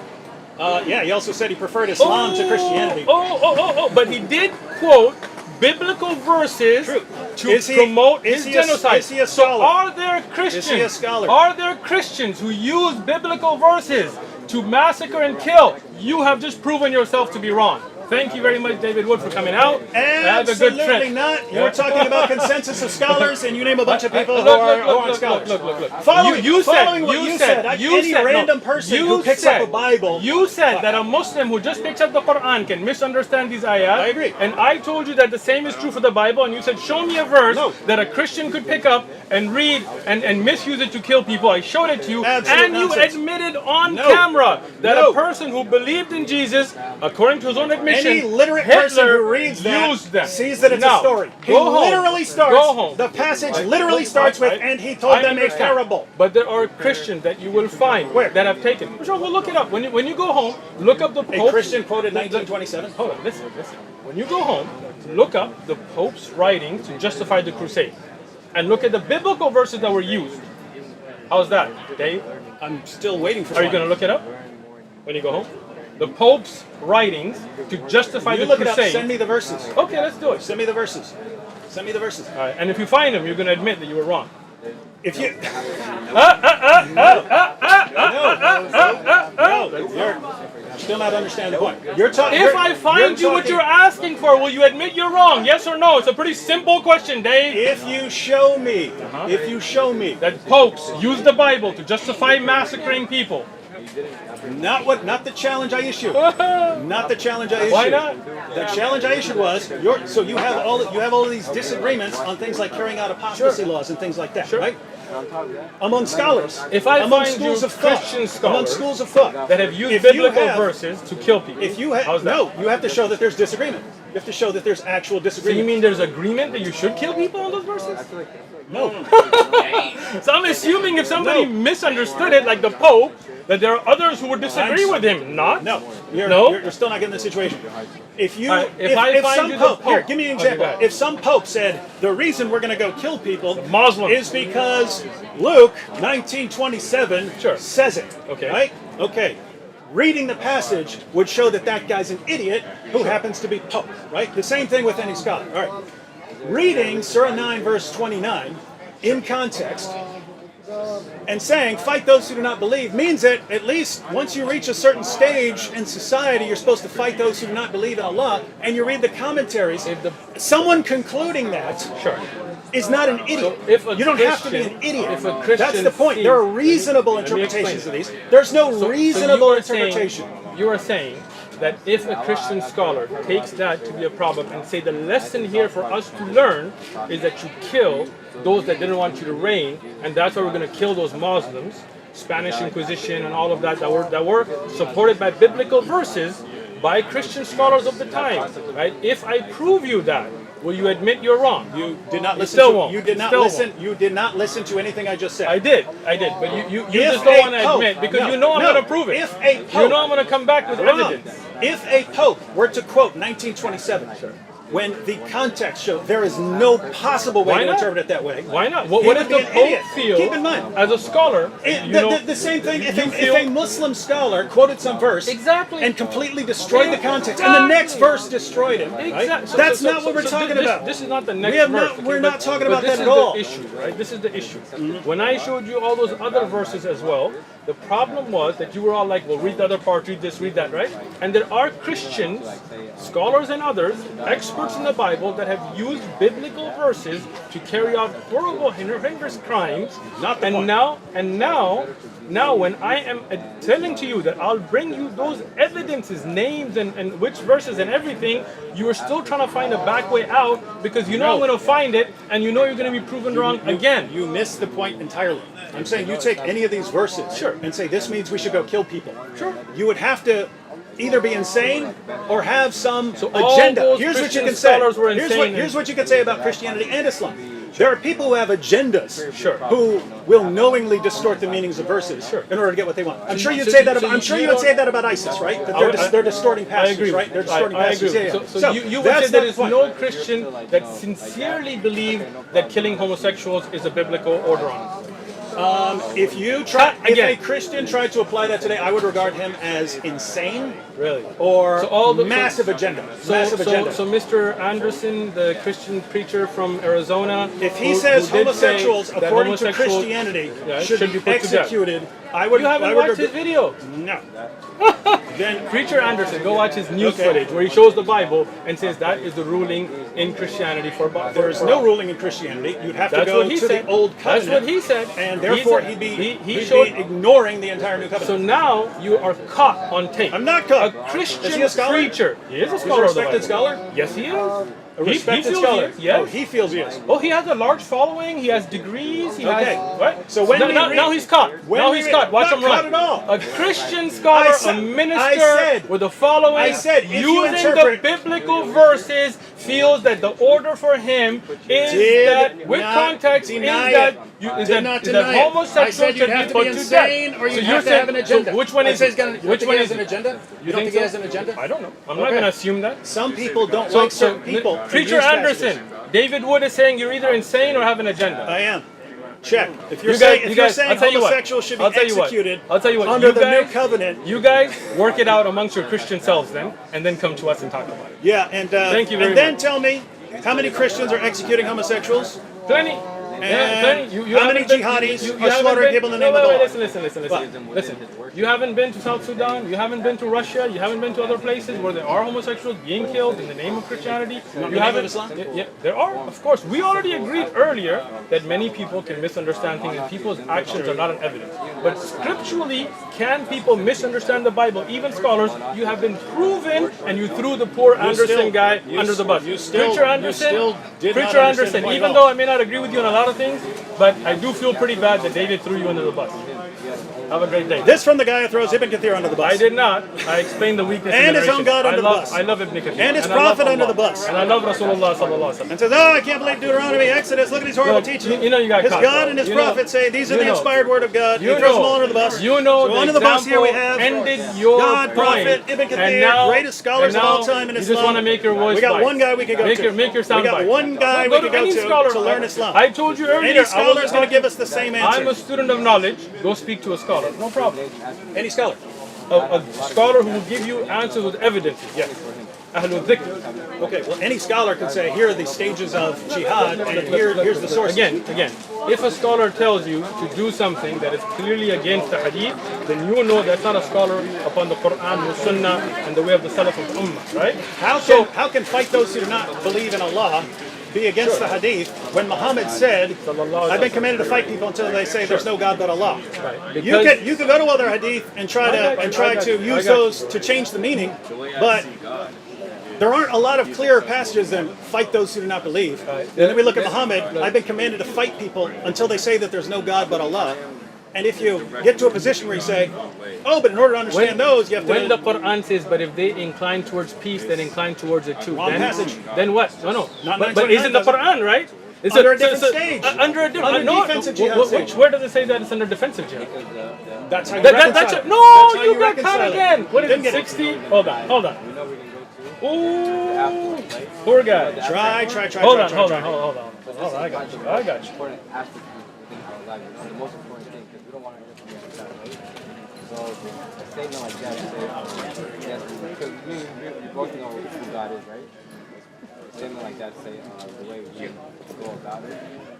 Oh, poor days. Keep going. I got you. Don't worry. God prescribed this worship, 8. this worship, this worship. Surah Anfal, the spoils of war. He just said this is defensive jihad time, right? Nope. Surah Anfal is defensive jihad. This is the first time I've heard that tafsir. Why would you do it? So, in number 60, this is defensive jihad for them. Prepare against them what you believers can of military power and cavalry to deter Allah's enemies and the enemies as well as other enemies unknown to you but known to God. This is offensive right now. Whatever you spend in the cause of Allah will be paid to you in full, and that you will not be wrong. He just considered this defensive jihad. But if the enemy, in an offensive jihad time, if the enemy is inclined towards peace, make peace with them. Boom. Not the final revelation. Before, after. Whoa. I've So never... this is defensive jihad? Is This is a that... defensive jihad ayah? Yes. Yes. Preparing for war and getting steeds for war or defensive Yes, jihad are you ayah? going out and subjugating the world, or are you fighting people because there are people fighting you? Surah Anfal, the spoils 8 of or war. 9, which came later? Spoils. Surah 8 or Surah 9, which one came later? But you think they came Which one came numerically? later? Which one came later? You think they came numerically? No. Oh, Which one came miskin. later? There are ayat in both. Are you telling me that 8 let me came explain after it. Let me explain it. There are ayat in Surah Tawbah and Surah Anfal that came in different time periods. They didn't come one surah at a time. You miskin guy, you didn't know this? These surahs are not revealed one at a time. There were ayat revealed in the 8th surah. 929, before or after that? I don't have to look that up. But this is offensive jihad. You don't know? And I don't know Okay. everything, bro. I got you. But here, even with offensive jihad, Allah says that if the enemy is inclined towards peace, make peace. This surah is called Anfal, which is the spoils of war, which are not from defensive jihad. Boom! David Woods, ignorance Wrong! proven again. Fight. Put it. So Ghanima came from defensive jihad? Let me put this slightly differently. Ghanima comes from defensive If jihad. that were Allah's final ruling, just as the earlier rulings about fighting people who are attacking you or something like that, right? If those are the final rulings, you wouldn't need 929. Why You wouldn't not? need fight those who do Why not not? believe in Allah. No. You don't understand the ayah. You wouldn't need the extra verse. Let me explain it. Right? When you have a time when you talk about the ayat about Quran coming, they are coming during different battles. And if an ayat comes about a battle during Hunayn or Badr or Uhud or any of those, it doesn't mean that other ayat about jihad will not be revealed during other battles. It's not like those are enough. No. Allah subhanahu wa ta'ala gives you more rulings, more explanation, more encouragement. These are part of how the Quran was revealed. The Quran is not revealed Surah 8 and Surah 9. Ayat are revealed in context of what's going on. That's why even some ayat in Surah Al-Baqarah are going to be early and some are going to be later. This is why surahs are not revealed chunks, but rather for us to understand the That's context. all a smoke screen. You know 929 was revealed after that. Come I on. don't know that. You know that? Swear to God that you think I know that. Wow. I don't. Right? And I you don't think you either. know- I think you you know don't that. either. How do you know that? Over and over again it talks about. How do you know that the surah in the ayah in Surah Tawbah is after that of Anfal? Give me evidence now. You don't. You don't Here you know. go, I just do you happen know? to have How it do with you me. know that then? You're You saying- don't know. You're saying that's before the revelations in I 929. said I don't know. Okay. I have to look at the Asbab check it out, al-Nuzul. check it out. But you said you do know that, so I'm asking where's the evidence for you knowing that? You've got none. Zero. Zilch. None. And I None. won't be able to look it up, right? No, tell me. Go ahead. Look it up. How do you know that already? You said you know that already. So Surah go ahead. 9 is the last major surah revealed. Man. Surah 9 is the last major surah of the Quran revealed. He doesn't even know the ayat and how they were revealed. What's the last ayat revealed in the Quran? 100 and... Oh wait, no. 100. I thought you were saying the last chapter. It's the one. Your religion's been completed. It is not. Miskeen. He doesn't know. See, this is the problem. You guys need to know. This man doesn't know about Islam. He just pretends. He plays it on TV. He just quotes your sources, Look, and then all the wants, sources are wrong. All he wants, Ibn Kathir, all he wants, bye-bye. You can't read all the he Quran wants and understand is your it. money. You can't. Right? You see? That's all This- he wants. I'm sorry. Be honest, bro. Be honest. My honest livelihood is about it. under the shade of my spear. It is. Your livelihood is under the shade of your lies. This from the guy who wants Your livelihood is under the shade of your lies. Jews and Christians have Be to pay the honest. jizya. Be honest, bro. You see this? You see this now? You can't answer. You Answer can't what? answer. Show You me. change the subject show me every 5 evidence. seconds. No. Same subject. Show me evidence that the ayah in Surah Tawbah was after this I ayah in have Surah to look it Al-Anfal. up. I've never even heard that disputed. But you I've said never you heard know. that disputed. He said he knows. How did you know if you haven't looked it up? I have read. I've read that Okay. repeatedly, From over who? and over, From over and who? over again. From It talks who? about Surah 9 being From who? the last major surah From who? revealed From who? in the hadith. Those ayat we're talking about. In the hadith, there's a hadith that says that ayah is revealed after the We're talking ayah. about Surah At-Tawbah. We're talking again. Maybe your brain isn't. Maybe it's a 9:29. little. Maybe you're tired, right, from your traveling. So 929. The surahs- 929. Let me explain it again. Let me explain it again. The context Surahs is are Tabuk. not revealed That's Tabuk. in one chunk. That's Tabuk. So where's 860? Hold on. Let me explain it again. Surahs are not revealed as chunks. Ayat are revealed. Which one of these ayat is revealed first? I said I don't know. Okay. I will look it up. You said you do know. So I'm asking you, how do you know? Where did you read it? I'll have to look it up. Okay, so look it up because you don't know then, because you don't remember. You If didn't you're know. saying Okay. if you're saying that was revealed before Tabuk, that's I'm very gonna, very I'm that's gonna very say this for interesting. the 6th time now. I said I don't know. Right? I don't speak without knowledge. I don't just Google stuff and think I know. Right? So we would have to look that up. But the hukam that when somebody inclines towards peace, you do as well. You see this implemented in the life of the Prophet ﷺ, even in the later stages. You see the Khulafa, the Abu Bakr, Umar, Uthman, Ali radiallahu anhum, making contracts, making deals.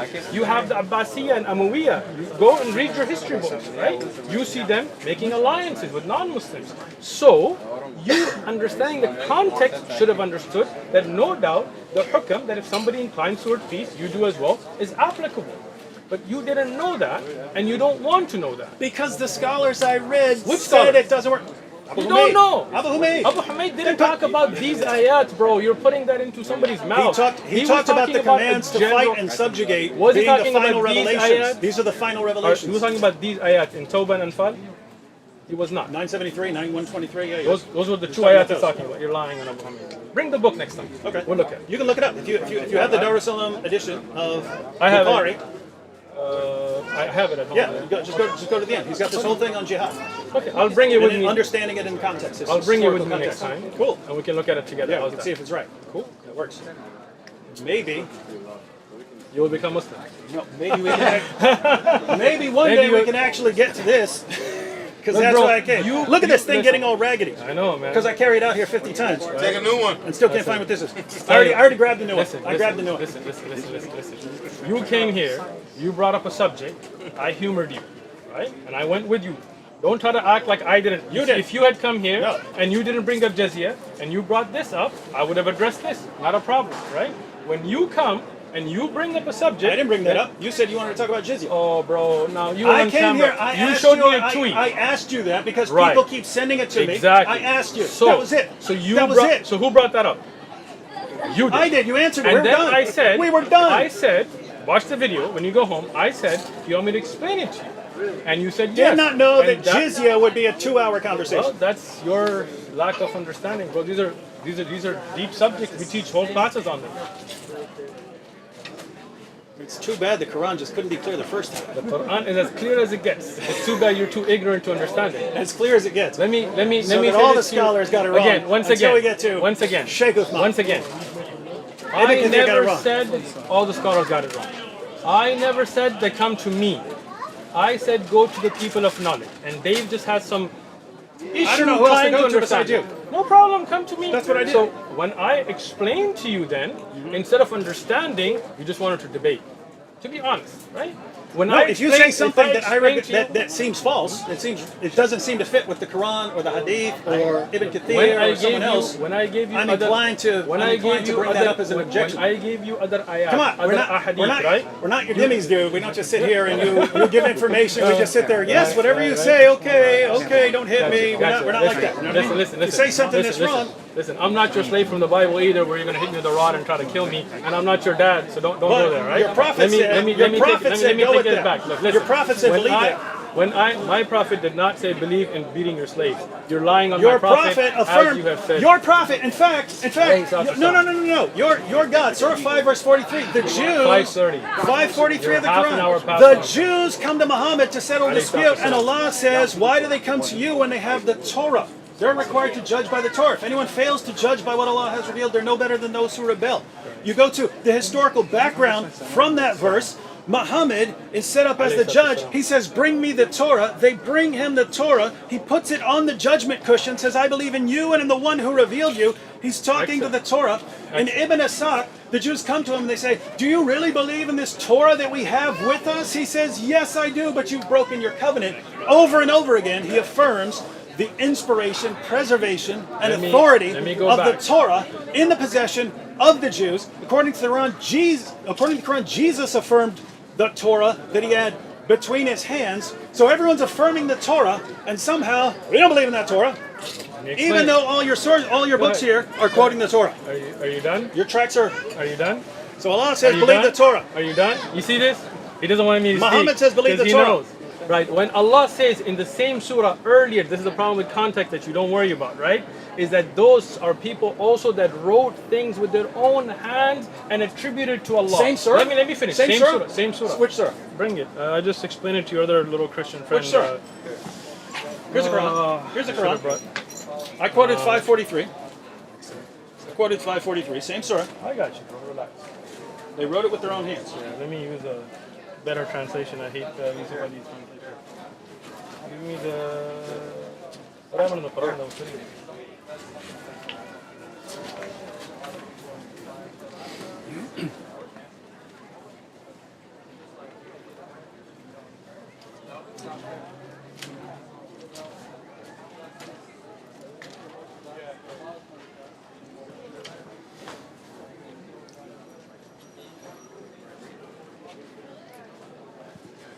While he's looking that up, since it's going to take a second, and it's not going to find it at all.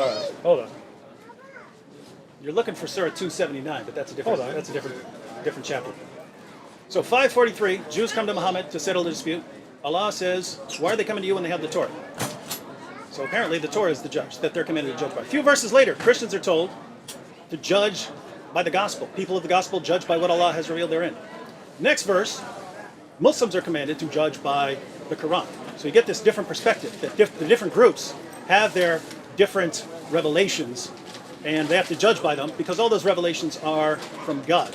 But eventually some Muslims started looking into the Torah and the Gospel, realizing, wait a minute, all these scriptures that were affirmed as the Word of God by Allah and Muhammad, is the inspired, preserved, authoritative Word of God, still authoritative, they don't line up with the Quran at all. Therefore, they must have been corrupted. Oh, David Wood. What's that?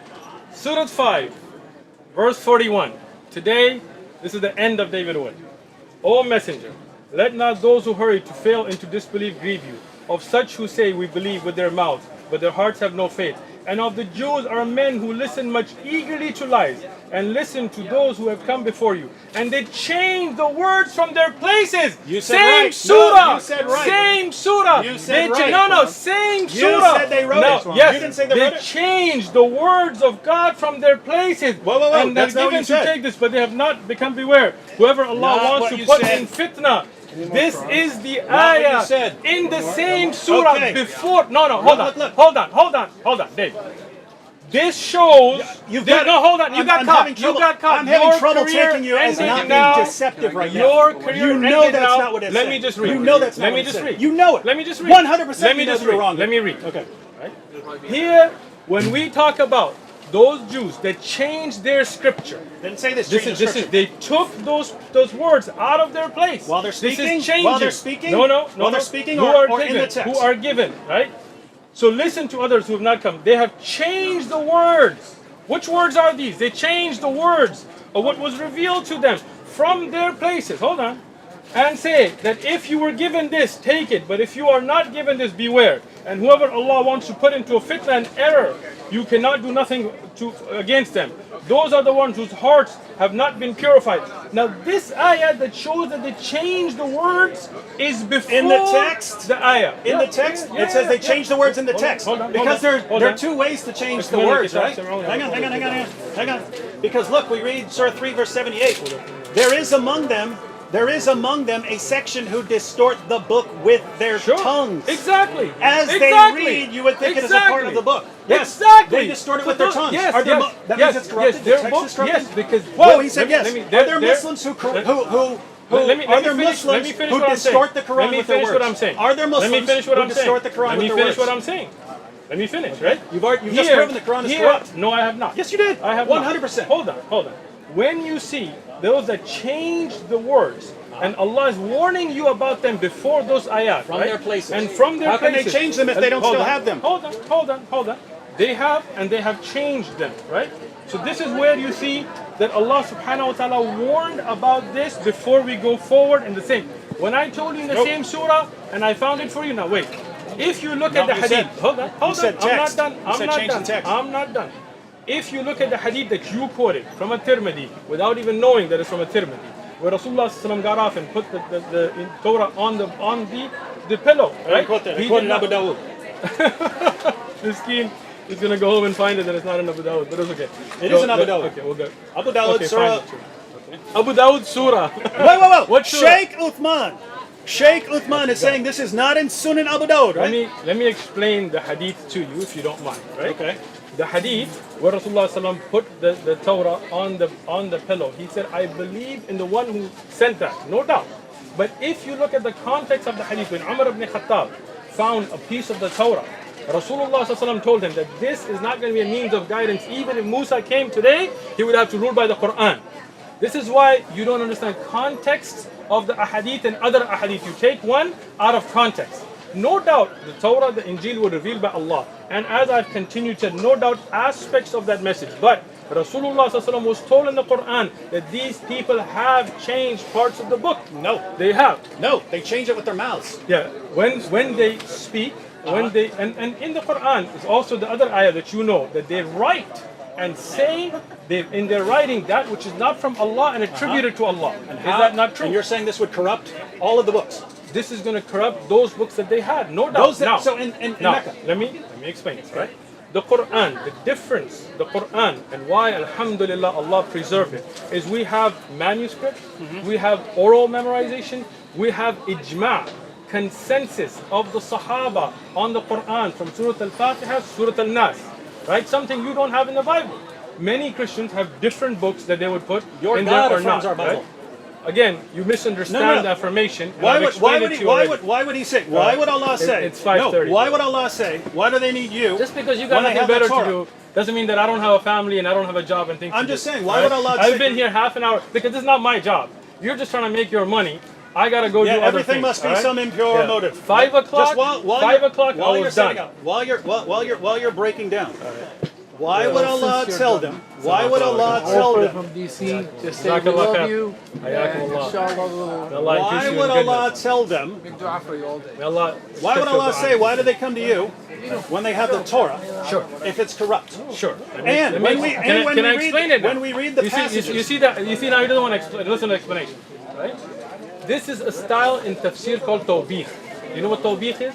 No, what's that? You don't, because you're ignorant.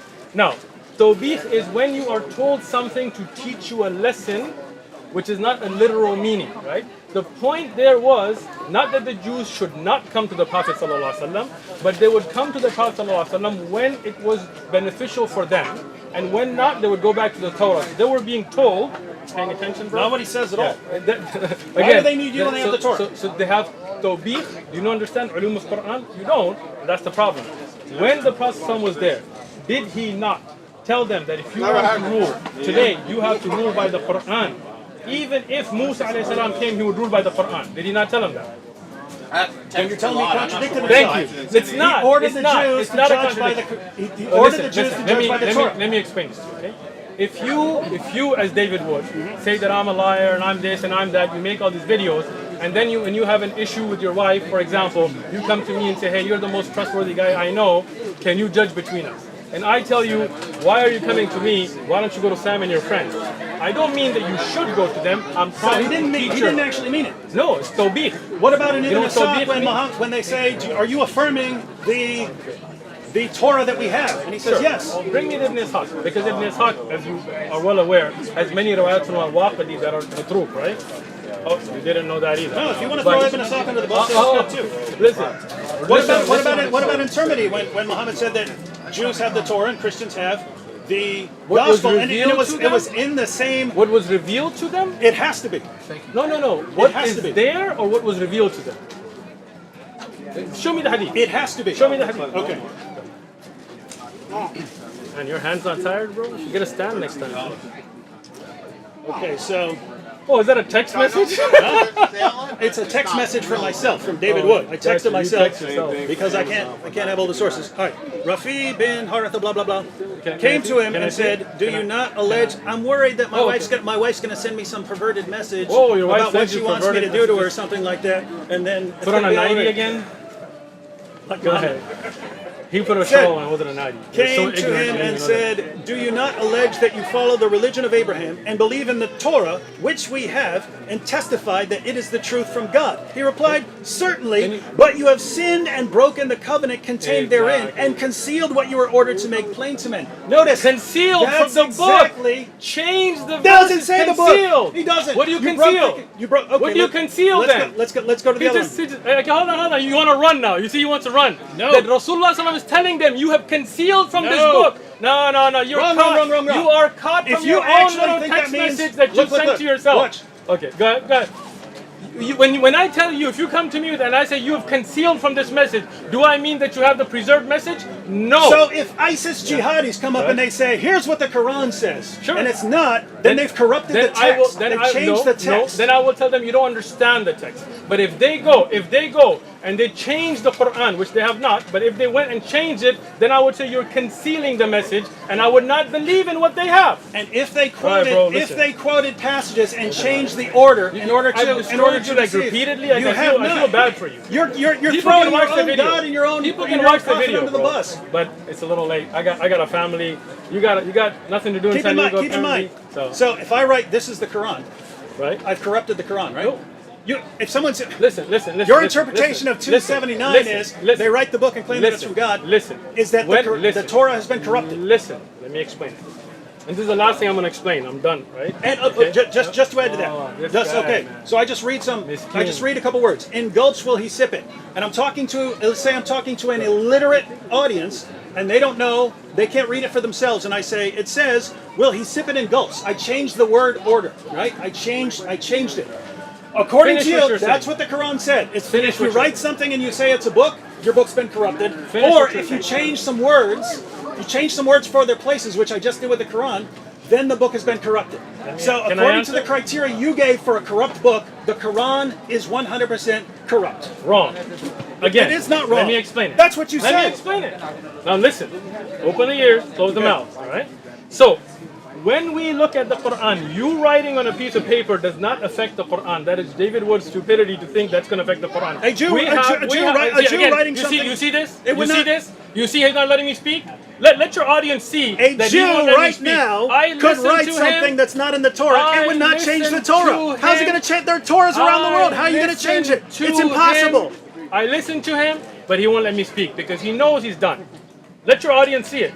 Let your people see it. Let your audience Come see on, it. you say you're in a rush. Get your point. Yeah, so you're bringing it up. Now let me finish. Get your point. When you write on a piece of paper, that doesn't affect the Quran because standing amongst us are those that have memorized the entire Quran. We have manuscripts, we have the original text. Your writings today can't affect the You have Quran. the original at all. text? Alhamdulillah. You Alhamdulillah. have the original text, the Let me original. speak. We have texts that we can carbon date to the lifetime of the Prophet ﷺ, to the time of Uthman radiallahu anhu, Uthmani scripts. Alhamdulillah, we have it.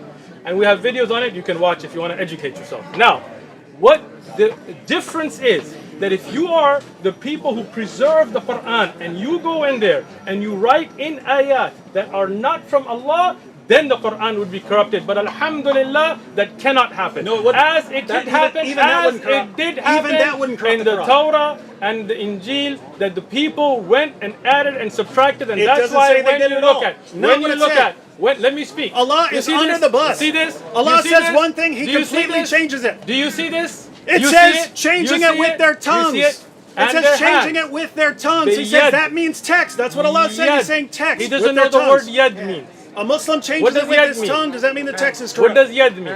Thank you. What? Yad means hand. With the pen. Where? Yad. In which Yeah, verse? That's what it means. In which verse? In Any context. In If they 541? use the word hit, it means with your hands. You're quoting 541 there? hold on, bro.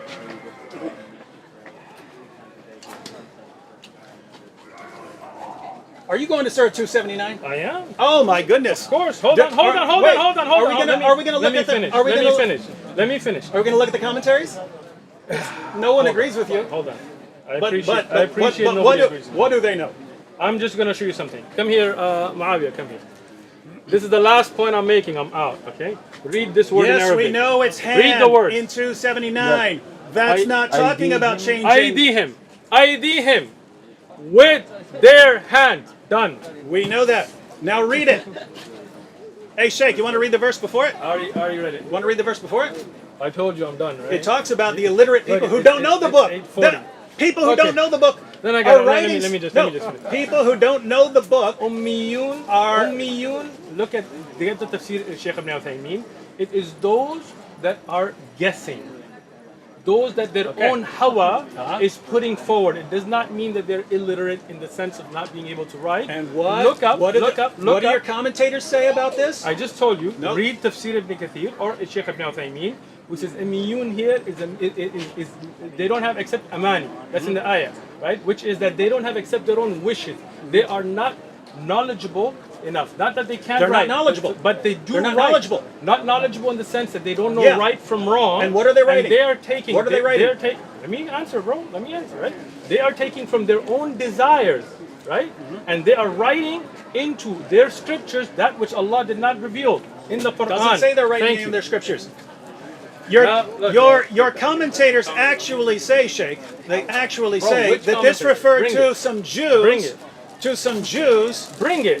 who Let's wrote talk a about it. false prophecy about Muhammad in order Bring- to lead people away from the true prophecies Bring about it. Muhammad. Now this raises the question. Okay, bring it. How would a Jew? You see this? No. He's just how talking would, to you now. How would? Because you made the point. If I wrote something that was the Quran here, this is why I said no.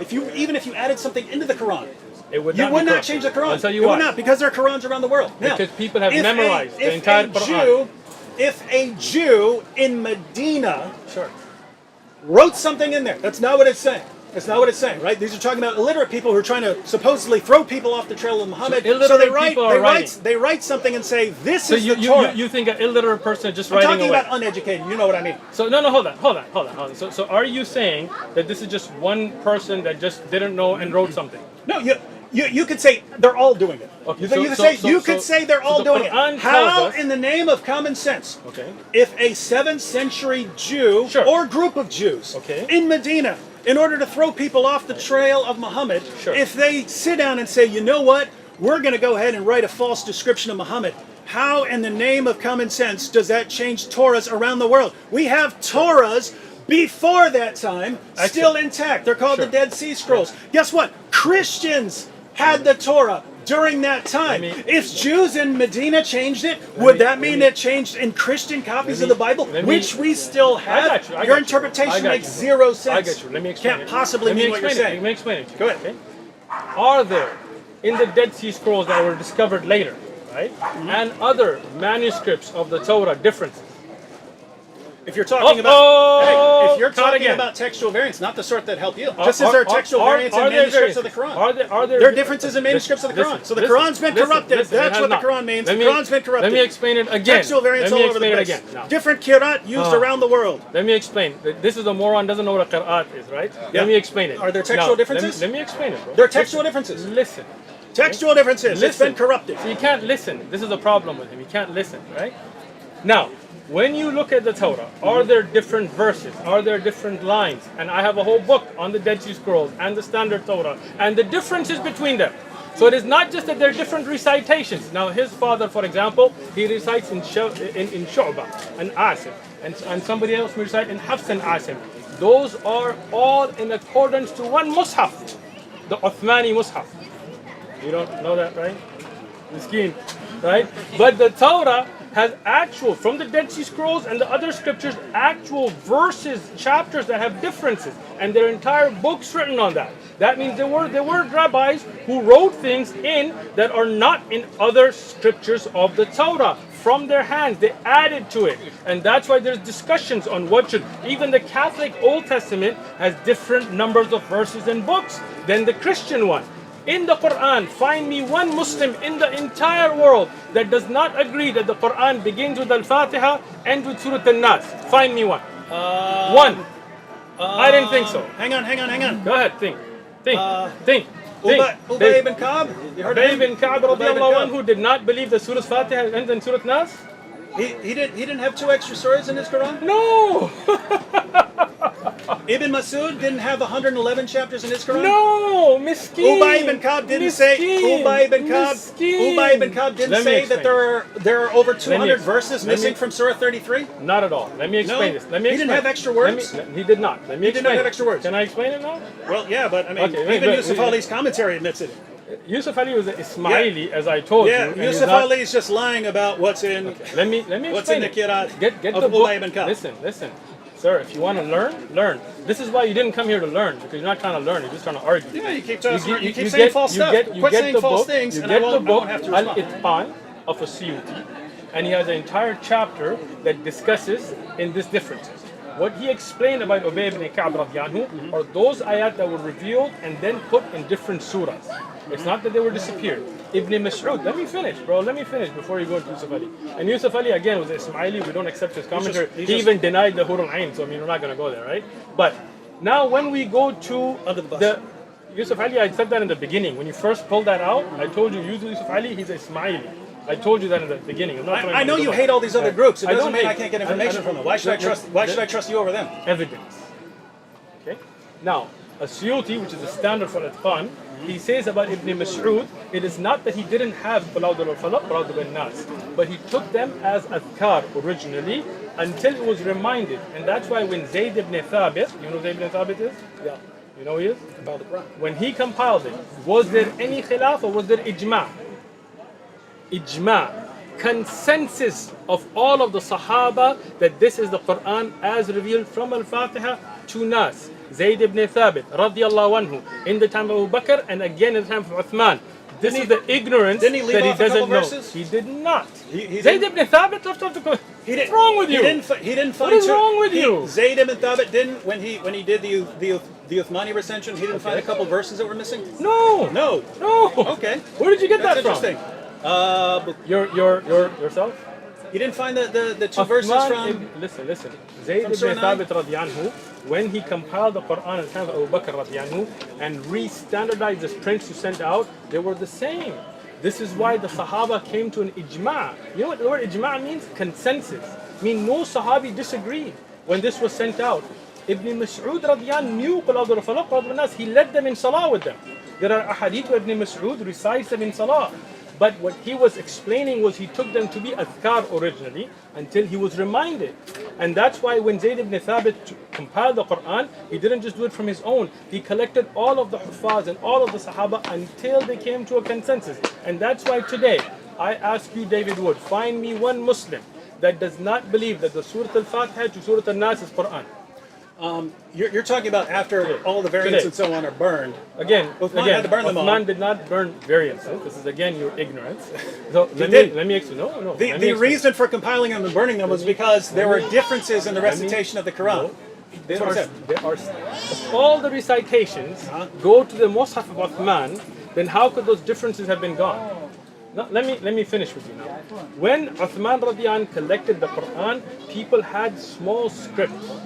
And what he wanted to do was to make sure that people don't start to take those scripts and misunderstand and join them in wrong places as a not in a book format. So he compiled it. Said and he differences in the recitation of the Quran. no, again, the differences of Qira'at continue on the Mus'haf Uthman. Even today, every Qira'at has, you know the three conditions of the Qira'at? One second, just let me read this so I can put it down. So this is commentary on the verse, Surah 33, verse 6. The Prophet is closer to the believers than their own selves, and his wives are their mothers. He says, in spiritual relationships, the Prophet is entailed to more respect and consideration than blood relations. In some qiras, like that of Ubay ibn Ka'b, occur also the words, and he is a father of them, which imply his spiritual relationship and connection with the words, and his wives are their mothers. So in his qira, so he in says, his qira, no, he wait, had hold extra on, words. hold on. Now, this is your ignorance again. Bring me the ayah. David Wood's going to get done another time now. Yeah, I know, because you're Ubay, ignorant. because Ubay ibn Ka'b screwed up. Because you didn't understand the hadith. That's the problem. Okay. There you go, right there. That's the note. That's the Excellent. verse. So the note is For some strange reason, 7-4. for some strange reason, Ubay ibn Ka'b had extra words in his. He did not have extra words. Hold on, I'm showing you. I'm showing you, right? وكان الله بما يعملون بصير. والنبي صلى الله عليه وسلم ولي للمؤمنين من أنفسهم وأزواجهم وأمهاتهم. Here, in this recitation of Ubay ibn Ka'b, which again this is one of the shadh recitations, meaning this is not established from the mutawatir ahadith, which you don't know anything about, but what can I do? Here, the word is pronounced differently. It's not an additional word, which changes its meaning from their own wives, from their own selves and wives, to rather their own fathers. But this is first off, this recitation. It says, and he is a father to them. Right. Again, so like here, how he is closer to them. In the recitation, the word changes the meaning of it. Not that there is an additional word, right? Like the word. He said, Occur also the words. Let me explain it to you again, and you like get it on, and you can read it. But the thing is, you don't really want to learn. The word walid and walida, for example, right? And it just to change in recitation changes the meaning. Both of them being correct. Ubay ibn Ka'b radiallahu anhu, this qira'at is not established mutawatir. Every qira'at has to be mutawatir from a Nabi alayhi salam. But even here, it was not the additional word, but the difference in recitation that gave the depth in meaning. Now, these recitations, as Asyuti has mentioned, that are shadh. That means that they are not accepted, because even in recitation, we have to make sure they're mutawatir, that they are through numerous authentic chains. Those that are through authentic numerous chains, they do not have additional words, because they all have to go back to one Mus'haf. Mus'haf of Uthman radiallahu anhu. Any recitation that may be attributed to anybody that does not go back to the Mus'haf of Uthman is rejected. Sorry, Dave. So if Muhammad's other companions Again, had different recitations, because that's which you're not getting. That's, you're not getting, that's right? even in Bukhari. So, Umar said, Ubay was the best of the reciters among us, but we leave off some of what he recited. Excellent. They're leaving it off. Excellent. What does that hadith talk about? Let me guess, different pronunciations or something. No. So Ubay ibn Ka'b radiallahu anhu had his style of recitation that would elongate. Things the Quraysh did not want to elongate. See, so this is the thing. You're ignorant This of what's is amazing. even going We're on, sitting right? here reading. There are Yeah. passages you can read. This is Ubay ibn Ka'b, who said that over 200 verses are missing just from Surah 33. He's got extra words. The problem He's got extra is, words here. The problem and everything will is be what reinterpreted he as, doesn't- nope, it was exactly it's the not same. interpretation. He just it's context. elongated the word. If you had understood the context, And of we're it, not actually elongating it. studied. That's what Listen, Umar do is saying. Do this. Go get the book Al-Itqan and read it for yourself, so you can look at historic evidences. The problem is you don't really want to know the answer. We study these sciences. That's why we have the answer. You don't study them and make ignorant attempts to make videos, and that's why when I correct you, you're like, oh, how come you always have the answer? Because we study this Quran. I would like your answer on this, and I'm not even objecting. Can we? And I told you, this is like almost I actually want this. And he told me one more thing Sahih half Muslim. an hour ago. Sahih Muslim. This is your last thing then? Sahih Muslim. Last thing? Sahih Muslim 2286. Okay. That's where Abu Musa, it says Abu Musa went to the reciters of Basra, and he said, be careful that you're reciting the Quran for a long time doesn't harden your hearts, as were hardened the hearts of those who came before you. And then he says basically they forgot 2 chapters of the Quran. 2286. You're using Dar es Salaam. Which one do you want me to use? Show me the hadith I can. Wait, it's Sunnah.com gives. I just want to look at the wording of the hadith that you're saying. Because you misunderstood every hadith till now, so I'm assuming you misunderstood this as well. You don't know what hadith I'm talking about? Nope. And not until you I show me. think the one I saw with them, the interview was 2 stars for that. So he didn't answer. He actually didn't answer like good questions.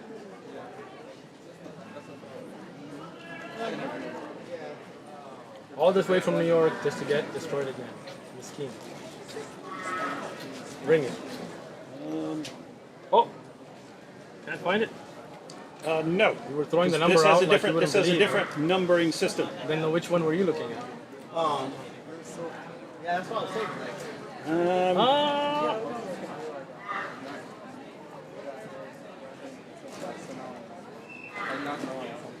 What are you laughing? You're using. I'm just giggling because my Okay, time here to we go, go here we go. an hour ago. Okay, here we go. There we go. All right, there we go. So what is the hadith number here? I like One. You see the 2286? That's in the old one. Yeah, okay. So, you are the best amongst the inhabitants of Basra, for you are the reciters amongst them, so continue to recite it. Continue to recite it. That your reciting for a long time may not harden your hearts, so they were hardened, as were the hardened of the hearts of those before you. We used to recite a surah which resembled in length the 70 surah in severity, Surah Al-Bara, which is Tawbah. I have, however, forgotten it, with the exception of which I remember out of it. If there were 2 valleys full of riches of the son of Adam, he would long for a 3rd valley, and nothing would fill their stomachs of the son of Adam except dust. And we used to recite a surah which resembled one of the surahs of Mushabbiyat, and I have forgotten it. But remember this much of it. What's your point? This is Abu Musa. Abu Musa al-Ash'ari. He goes to the reciters. He goes to the reciters of Basra. Okay. Right? And he says, hey, just be careful that you reciting the Quran for a long time doesn't harden your heart. Like you get bored with it or something, you get sick of it or something, right? No. You don't understand. This is the thing, you're ignorant, right?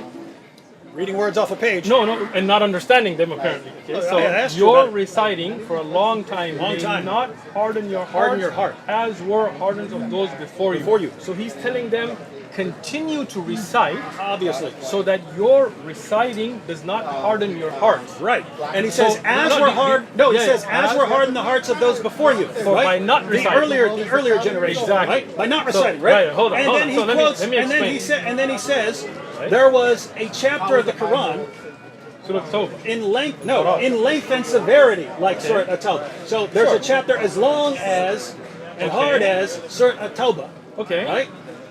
But I have forgotten it. Sure. Right? But he gives a verse out of it. If there were 2 valleys for the son of 2 valleys of riches for the son of Adam, they would want a 3rd. Miskeen. And so he's telling Let me explain it to you. You This is Abu Musa saying they forgot 2 chapters. This is your ignorance again, right? What chapter is that? Let me explain it to you what chapter. That is not a chapter at all. That's actually a hadith. That's a hadith. That's a hadith. So let me explain this to you. So he didn't know. You waiting? You ready? You okay? Take a breath, bro. This is your last one, but I'm gonna kill it with this one. So, when we look at the Sahaba radiyallahu who were the memorizers of the Quran, those that came together with Zayd ibn Thabit, Abu Musa al-Ash'ari is not one of them. Did you know that? They've caught again. Then the chapter should still be there. Let me explain. As if you had studied Ilm al-Rijal, which you didn't, then you would have known that some of the Sahaba to the later type of their age, they had issues with memory. Right? And that is why Uthman ibn Affan, may Allah reward him, what he had done before this time, before Abu Musa al-Ashari went to Basra, before he became old, that Uthman radiallahu anhu took the Qurra, the Zayd ibn Thabit, ibn Mas'ud, ibn Ka'b, from Uthman radiallahu anhu himself, and he standardized the Quran. So if somebody, as a person, starts to forget or mix up things, it would not affect the Quran. We know that Abu Musa al-Ashari radiallahu anhu, towards the later time of his life, had issues with remembering things and confusing things. But that would never affect the Quran, because the Quran was standardized and preserved by Uthman radiallahu anhu in book format and by ijma of the Sahaba in the early time, before the time when Uthman radiallahu anhu, Ali radiallahu anhu, and Abu Musa al-Ashari went to Basra. So a person himself, like for example, if I memorize the Quran, and when I get old, I come to this young man, I say, keep reciting the Quran so that your hearts don't become hardened, because I have forgotten many of the ayat of Quran and I recite them incorrectly, it will not affect the preserved, compiled Quran by ijma of the Sahaba radiyallahu anhu. He gives a That's verse. it. That's He it. gives a verse out of it though. He does not. This is a hadith. That's the whole That's a point. hadith. Imam al-Nawawi, in his Sharh of Sahih Muslim, he explained that this is actually a hadith, and Abu Musa al-Ashari, because of his old age, was confused. But the Quran, alhamdulillah, was preserved before that time by the consensus of the Sahaba. There are Sahaba who memorized the Quran and forgot parts of it. Like today, there are those who memorize the Quran. But it never affected the preservation of the Quran, because the Qurra, and he is not from them, the Qurra were the precise memorizers who wrote down the entire Quran during the lifetime of the Prophet ﷺ. And that's why Zayd ibn Thabit, when he collected it, he told them to bring from the writing and memory, and only accepting 2 witnesses per ayah, compiled the Quran, standardized, sent out by ijma' of Sahaba, so anybody's personal memory would never affect the Quran after that. Walhamdulillah. It's 6 o'clock, I'm out. I mean, You're gonna want to keep going because you know you got destroyed repeatedly. Oh, But I gotta I like. find it interesting, very interesting, because I've seen that interpretation that you quoted. It's a hadith, and I've seen like 9 different explanations Talk to your to camera, explain that because you know away. you can't talk to us. I'm talking to you. Yeah, it's 6 o'clock. I'm talking to you. I've noticed. It doesn't seem there's a consensus on what that means. And by the way, No, there's no consensus, right? The consensus on the Quran's preservation has been documented in Al-Itqan. Go look at it. Yeah, the consensus. I'm right here. The consensus on the Quran's preservation now, even though you do have the different kirat and so on, but you go back, different numbers of chapters. You have passages talking about entire chapters coming up missing. You have, according to Aisha, over 100 verses of Surah 33 coming up missing. According to Ubay ibn Ka'b, more than 200 verses missing from Surah 33. Ibn Umar warned people. Ibn Umar warned people. He said, let none of you say, I've memorized the entire Quran, for how does he know what the whole of it is when so much has disappeared? And the response to all of that is, there's a consensus. There's a consensus. We know there's a consensus now, but it doesn't line up with reality.